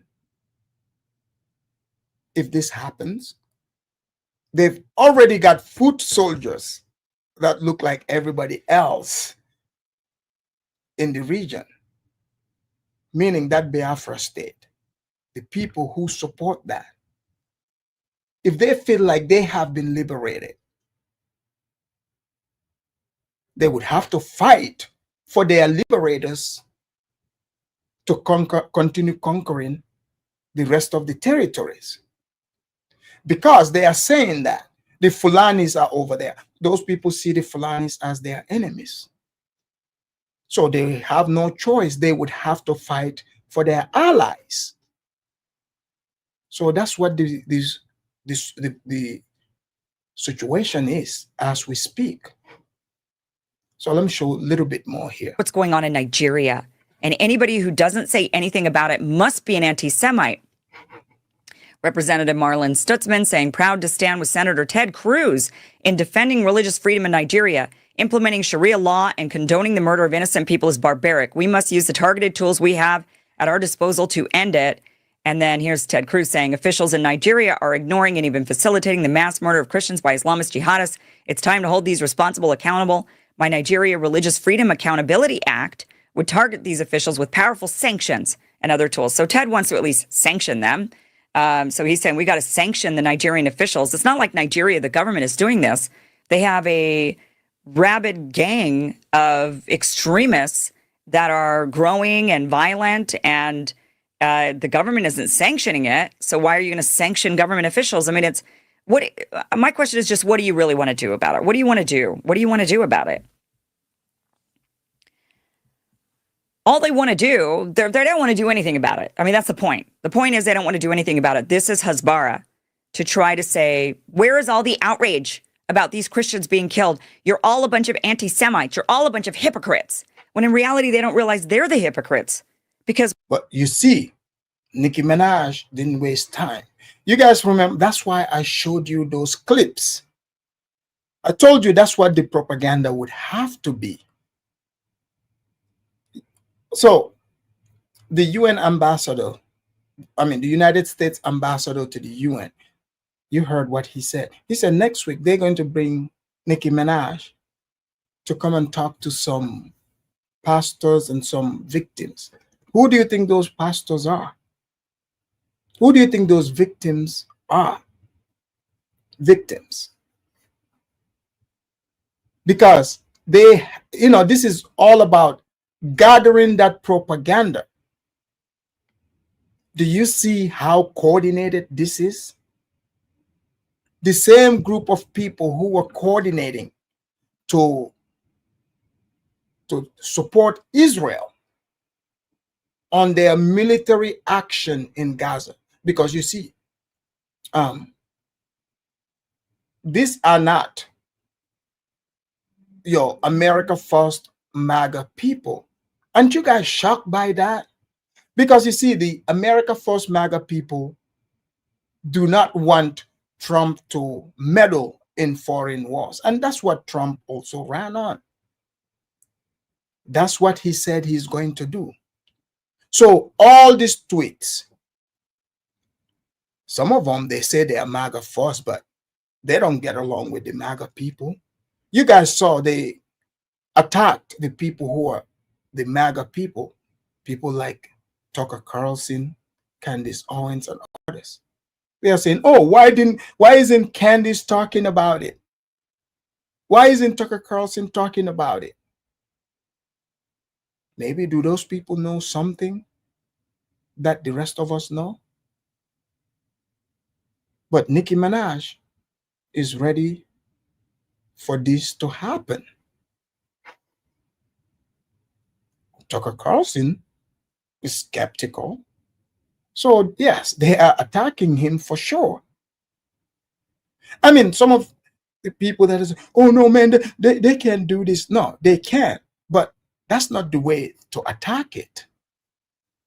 That's not the way to attack it. You have to look at, who is touting this. How come, the Christians in Gaza, in Lebanon, are not of concern? These same people said nothing about those Christians getting bombs dropped on them. They said nothing whatsoever. And most of these people, like Dinesh D'Souza, I don't believe he's Christian. Isn't he like Indian? Isn't he like Indian? But he's a Zionist for sure.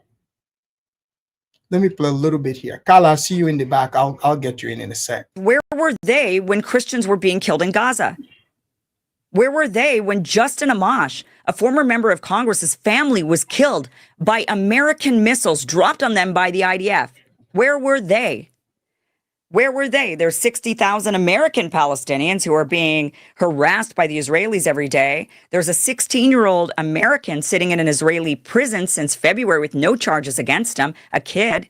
Where are all of these politicians? Who's the hypocrite now? It's actually you guys, not all of the Greta Thunberg friends, not all of the left, not the pro-Palestinian people, right? But what is this really about? So this is a campaign. And what we're also seeing in this campaign is a concerted effort to demonize Muslims. So this is part of it. What the Israelis, what the Zionists want is they want us to hate Islam. And so they're putting, that way we just say, you know what, to hell with them, they're animals, bomb them all, kill them. They want, rather than stop their genocide, they want to try to turn all of us genocidal. And some people are falling for it. That's what's scary.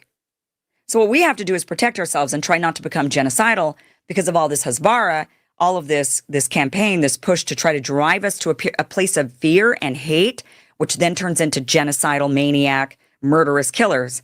That's what they're trying to do. And let me show you some examples of this anti-Islamic rhetoric. Now, if anybody said talk like this about Jews in America, you'd be censored, banned, you'd be and rightfully so. But you know what?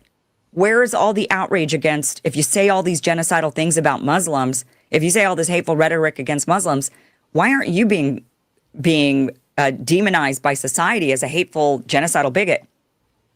Valentina Gomez running for office. Please do not win. This person's despicable. She says, if Israel falls to jihad, we all fall to jihad. How much money are they giving you, Valentina? How much? Interesting. Interesting. All right, let's bring in Carla. Carla, welcome to the Afredamus Report. Look, I want to know what the hell is Israel? What does Israel have to do with this? And why is Israel so important to so many people? You could be talking about the friggin' polar caps or the Eskimos, something like that, and somebody friggin' mentioned Israel like they're important. They're not important. At some point in time, you have to take responsibility. What's going on? I just want to respond to some white supremacist in the chat room said something about we built Monrovia, we built Liberia. Like I said, the stuff like that. There was never any white man that ever died in Liberia, any buried, no ever owned land, never put up one building. But would they magically built Liberia from the comfort of America on remote? Okay, So that being said, like that. So keep Liberia's name out your friggin' mouth. Another thing I wanted to say was, I think this. So, Carla, you've heard the U.S. saying they're gonna put boots on the ground in Nigeria. Yeah, I know. So, I know. I'm getting to that. Okay, right? so like, okay, this. I want to hear what you gotta say. Look, this is a humbling experience, I think, for the black race, Nigeria, because Nigeria is supposed to be like the leader, the African giant, the pride of the black race. That's what I always thought. And then for this to happen, right? I think this is psychological, because I don't know. I don't have enough evidence yet, right? But I do know this. I wish you would kick this fucking guy in the chat room talking about. Carla, focus, Carla, focus. Anyway, ignore the chat room. Trust me. If even everything that's said about me, the host, in the chat room, you could set up a debate between me and this coward right here. If you want to debate the history of Liberia, I'll gladly do it. But okay, I'll do that. But I'm just saying. So anyway, what I'm saying, if everything that's said about me in the chat, if I want to be upset at it, trust me, we wouldn't even have a show. But it's freedom of speech. Allow people to express themselves. All I'm saying is this: there was a similar situation. There was a similar situation back in the 90s, right? When Nigeria was going through this oil thing within the Delta region, right? There was a man named Ken Saro-Wiwa, right? Yeah, I remember Ken Saro-Wiwa. He was a Goni nationalist, right? And he was executed by Abacha. They were leading an insurrection, rightfully or wrongly. Everybody has justification for their cause, but people were killed, right? So he was held accountable. He was hung. The international community, I said Nigeria is a goner right back then. They were talking about plans to invade Nigeria and all this stuff like this. And then it was Minister Farrakhan who got on 60 Minutes. He said, "How dare you condemn Nigeria?" Yeah, I remember that. I remember that interview. So anyway, the thing is, back then, black people worldwide were in solidarity with each other. They were like, that was the time of the Rwanda genocide. Same year, you had the apartheid, the new government, anti-apartheid government. Over the years, things have changed. So I don't know how is it that things have changed to the point where they feel emboldened that they could basically say out of nothing. They won't go to Nigeria and say, what can we do to assess the situation? Because Barack Obama had the chance. They asked Barack Obama for help with Boko Haram, right? And killing, and they didn't do anything. Michelle Obama was involved with that. Bring our girls back, right? So years later, a known racist president, right, is saying, something? I got the solution. We're just going to invade Nigeria, and take it over, And like I said, like this guy, please stop lying. And these people, these racist people, white people overestimate themselves. Carla, did you? So who? Because if you look at it, right, Boko Haram, ISIS, all those came to life when Obama. Yeah. After the Arab Spring. Hold on. When he came, so now, right? Do you think Obama created those? Well, Because who is sponsoring? Oh, these groups? this is what I will say, right? When you basically equate, uh, like when you say some people have legitimate causes, right? An Islamic State is not a legitimate cause if you mean killing people for it, right? Obama basically, those countries were stable. Come on, Algeria, Tunisia, Libya. even Libya, all throughout North Africa, right? He came in there and gave this hope and change speech, right? That basically this social justice, the world treats you unfair. That's what he said at his speech in Germany. Remember, before he got elected, he said, "Yeah, we got a problem." When basically he's telling the world that the world that held the world together with industry, trade, everything, that you're on the same level of people who have no responsibility, never fed the world, never protected the world, never did anything. They have the same rights as you have to dictate policy in the world. And that can't not happen, But he legitimized them, right, by going with the Arab Spring, basically saying that yes, we apologizing for the United States actions in the Middle East, which everybody knows was wrong. The Iraq War was wrong. Yeah, but do you think he created? Yeah, he emboldened. Not emboldened, because Carla, you heard what the congressman said. He's mentioning even the Fulanis. I mean, like, who is giving I've never heard, like, for example, with Congress people or white people, when they are describing African nations, they would say the name of the nation, but to distinguish into, like, I think because which ethnic group, which ethnic group, like that, I normally I've never heard. This is the first time I've heard it. Yeah, I know. Check this out. I know for a fact that the matter is these people are watching and paying attention to these social media platforms and the discourse is going along.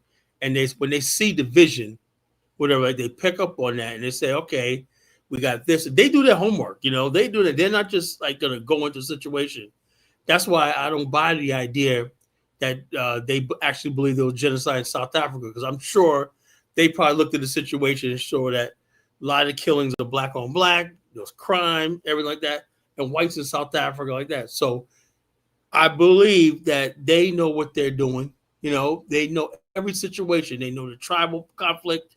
They know who tends to be communist, who tends to be capitalist, who tends to be pro-West, who tends to be extremist. They know all that, It's not like it was before, but Africa was Africa, whatever like that. They know these things. And to be able to do something like this right now and have the confidence that they could walk into Nigeria, like that, unopposed, basically. They think there's going to be a groundswell of support in Nigeria, and they could be right. Evidently, there's somebody in the West, Nigerians, who could be feeding these people this information, It's not could be, it's for sure. You remember the Iraq war? Yeah. Before it started, you remember? Yeah. You remember that guy? That guy, they were bringing him. Yeah. He started saying, Oh yeah, he was sitting on he was sitting on Rumsfeld's lap, telling him all these nice stories about they'll be read as liberators and all stuff like that. And we installed it. People forget about that. We installed him as a president, and it fell apart. And we feel like, well, geez, that's why they had the insurgents and the stuff like that, because they feel that, wow, we miscalculated. We believe that we were going to come there as a liberators. It worked for like 3 days, and next thing you know, you have Fallujah, places like that, So, but the only difference is in Nigeria, they do not have those heavy weapons as they had in Iraq. So they could be betting on the fact that if we do go in there or whatnot, I don't think Nigerians have a stomach for war, a stomach for any war, civilian casualties, refugees and stuff like that. That's you don't think so?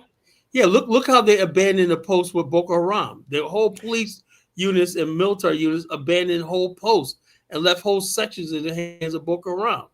Well, that's the government, diminishing,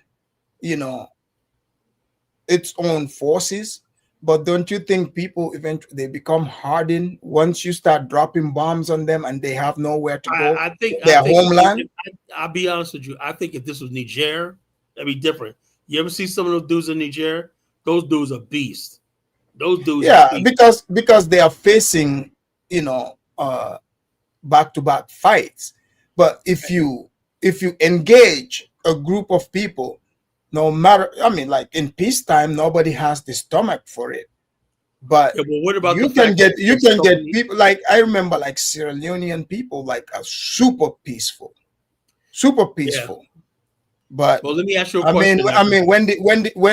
when those bullets started flying, those people turn into Yeah, let me beasts. ask you something, Epidemius. You got large numbers of Nigerians that live in America, and they Right. basically are going to have some influence because most of the people you see online from Nigeria live in the West. They're not in Nigeria, right? So they dominate the social media algorithm, right? Right. Do you think they're going to basically, like people like Ant-Man, you think these people are going to give up their comfortable positions, being able to travel back and forth to the United States and make that good American dollar? Or are they going to wait it out? That's a question to be asked, Well, Yeah. Antnam, you listening? Are you what are you gonna do? I don't know. He's not going to do nothing but Yeah, sit there. I mean, the thing is, people like him don't have to go there. They already have like millions and millions of Nigerians, and of course, I've seen online other people, even on the ground, who are welcoming this. Obviously, because a lot of these people they are very mad at the government there, no doubt. Because to be honest, the government obviously, you know, um, it betrayed the people. Because think about it, like like they are looking at it this way: we have oil, we have everything, we're getting our countries, bringing in billions of dollars, but we are not seeing it. We are not Right. benefiting from it. It's only Right. few people. So the people have grievance. They are very upset. Okay. Yeah, that's what I'm Even saying. like That's what I'm what saying. Ted That's Cruz, exactly what I'm talking what about. he's proposing, and to pass a law to hold the government officials accountable. I have not seen a single Nigerian that came to the defense of these government officials. So that proves that they are sick and tired of them. They are mad at them. They're not going to defend them because it's like, okay, they know their country have resources. They have oil, but they don't even have stable electricity, no nothing. Where is the money going? So you think they are going to defend the people that are stealing from them? They're not going to. Yeah. And so now, what does the United States say about the future of Nigeria? They have not said that. They just said, hey, we're coming in. We might put boots on the For a ground. fact of the matter is they're not they don't. It's not about the Christians. They got I long know. term plans for Nigeria. Uh-huh. Well, that's why they're mentioning the Fulanis, the IP, West Africa. So it's a whole regional thing. This is a fight for dominance. It's a power play happening because China is gaining ground. Because see, Yeah. China, when they come in, or Russians, they do not put conditions on you. Like Well, you understand something. The Chinese, when they show up, what they do is they are there for the raw material, right? So they know, like if they're dealing with a country, for example, if they get raw material from Nigeria, they know how much money, because they are trading, they know how much money now Nigeria got. So they will propose and say to Nigeria, okay, let's, if you want, infrastructures, you want bridges, whatever, right? We will build it. So the Chinese are doing this, and this is helping in developing the place faster, so which is turning a lot of these countries towards China. Because if you look at it next door, Niger, Burkina Faso, Mali, these countries have been defiant. So they are standing on their own, and they've moved away from allying with the West, which is France. So they're dealing with places like Russia. Russia is not gonna put conditions The on you. They just the only variable in that is the fact that there's so many people from West Africa that are tethered to the United States in the West. That's the only that's why people. But so many people yeah. come here. Nah, I mean, Carla, if you look at the population of West Africa, in the grand scheme of things, you compare this tiny minority that come here compared to who's back there. It's like tiny minority. What about the number of Africans that go to Russia and China? Do they equal the Still United a States? still a tiny minority. I mean, think about it. Nigeria alone is like almost 300 million. You didn't count Ghana, Senegal, it's 16 countries in West Africa.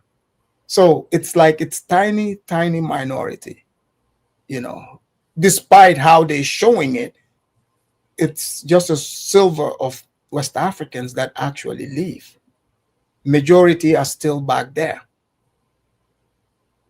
Yeah. Yeah.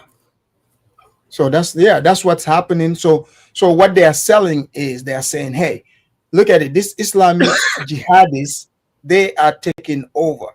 So they chose the most extreme, like northern Nigeria, because these people are practicing Sharia, and their own thing. So now what they are laying down as condition, which is these people have to, stop practicing this. They know they're not going to. Like, it's like these people have been practicing this for over 300 years. This is their thing. So now, if you, for example, put that condition to say the Nigerian government have to stop these people from practicing that, they're not going to do that. So if you say, okay, if you don't stop them, then we would hold you accountable. So it's like you created this trap, you can't escape. You know the trap that they lay for you, for example, like they told Saddam, he has to give up the weapons of mass destruction. But he doesn't have it. Yeah, he said, I don't have it. They're like, no. You're lying. We sent our people in. He said, George will say, oh, he got Right. him. Yeah, he got him. So if you are hell-bent on getting the person and you can win against them, you set up, you give them condition that they cannot pass. So now that opens the door for you to do what you have to do to them. So that's the condition here. So but what about the people that were killed in the CIR? Muslims and Christians, tens of thousands of them killed in the Central African Republic. How come no one's talking about that? Good question. Why Nigeria? Yeah. Could it be because Nigeria got oil? Well, not only that, because it's about the alliance. The alliance, because Nigeria is, they work with the United States, but lately, Nigeria is looking elsewhere. You see, they are looking elsewhere.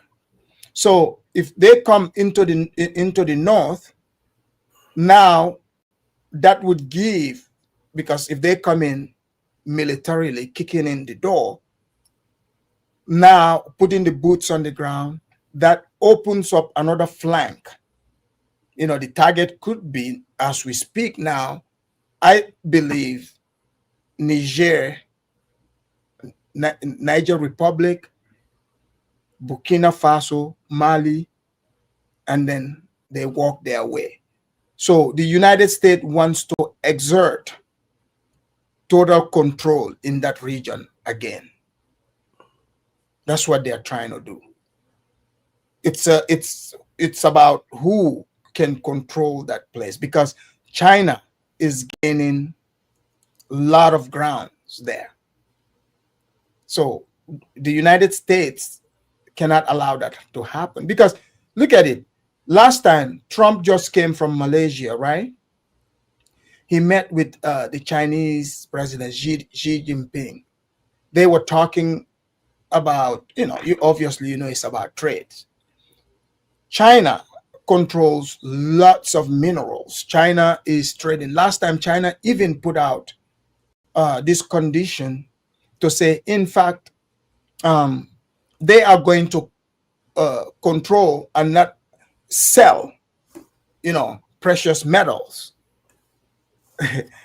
because China has lots of, contacts and mines, not only in Africa, South America, Central America, even, this Venezuela thing.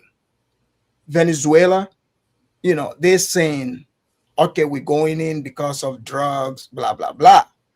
But we all know Venezuela has the largest oil reserve in the world. You know that, right? Yeah. Yeah. And they have lots of gold and other minerals. So there you go.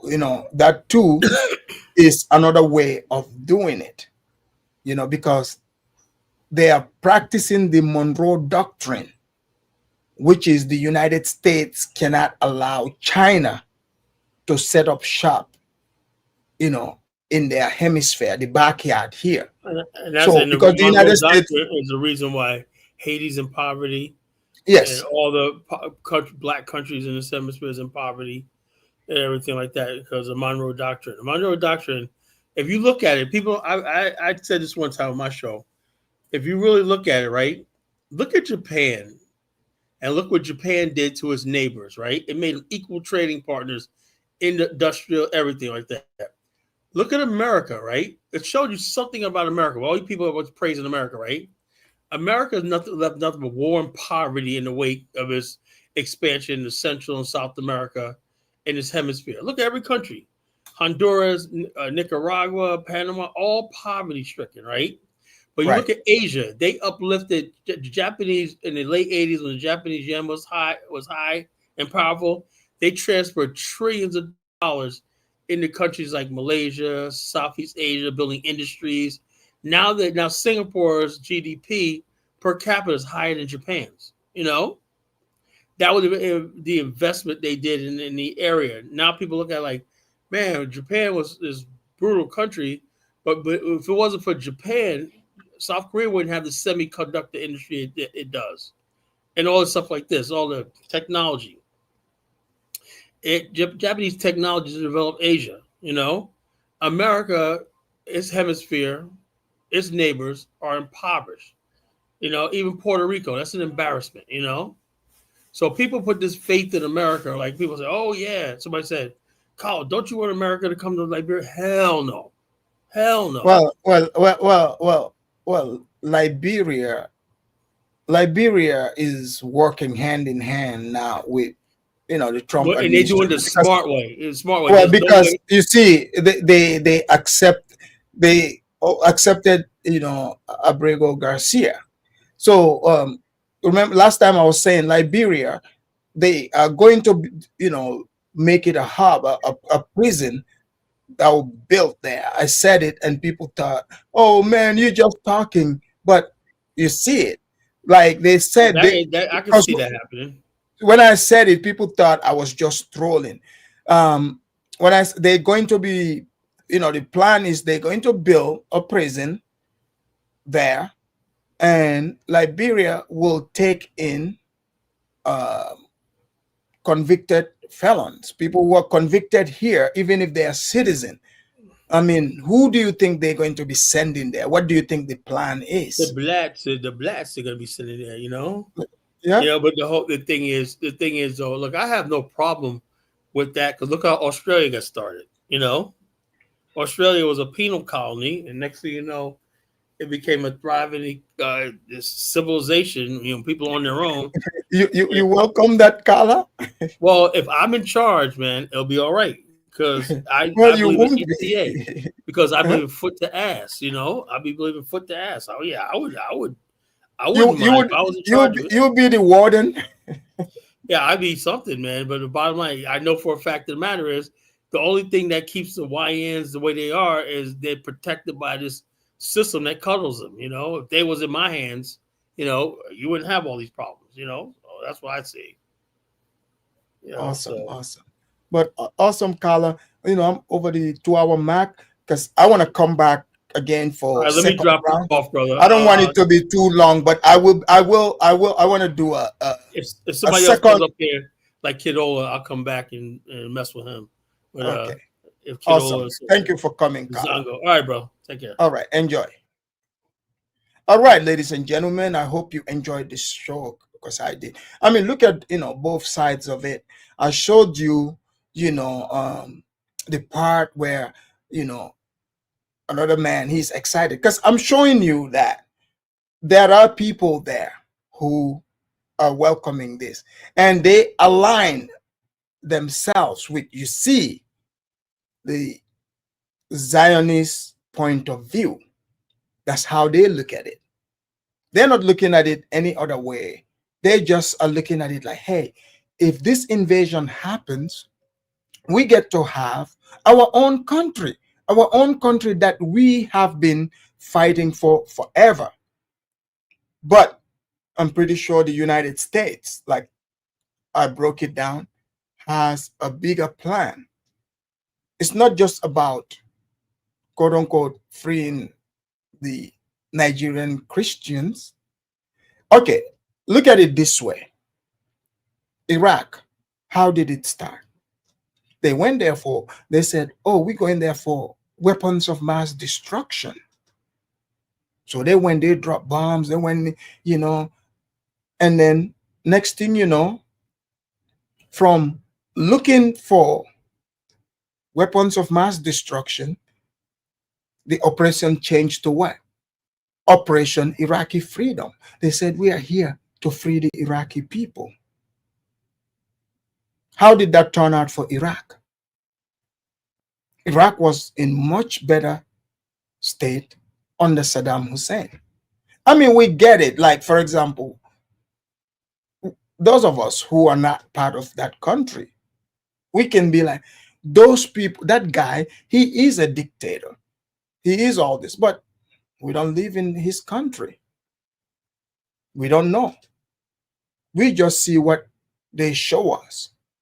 If the people are tired of him and they believe he's truly a dictator, I mean, they should have taken him out, right? Then we move on to Libya, the same thing. You guys remember Libya? Hillary Clinton said, we came, we saw, and he died. So they came, they dropped bombs, blew up the place.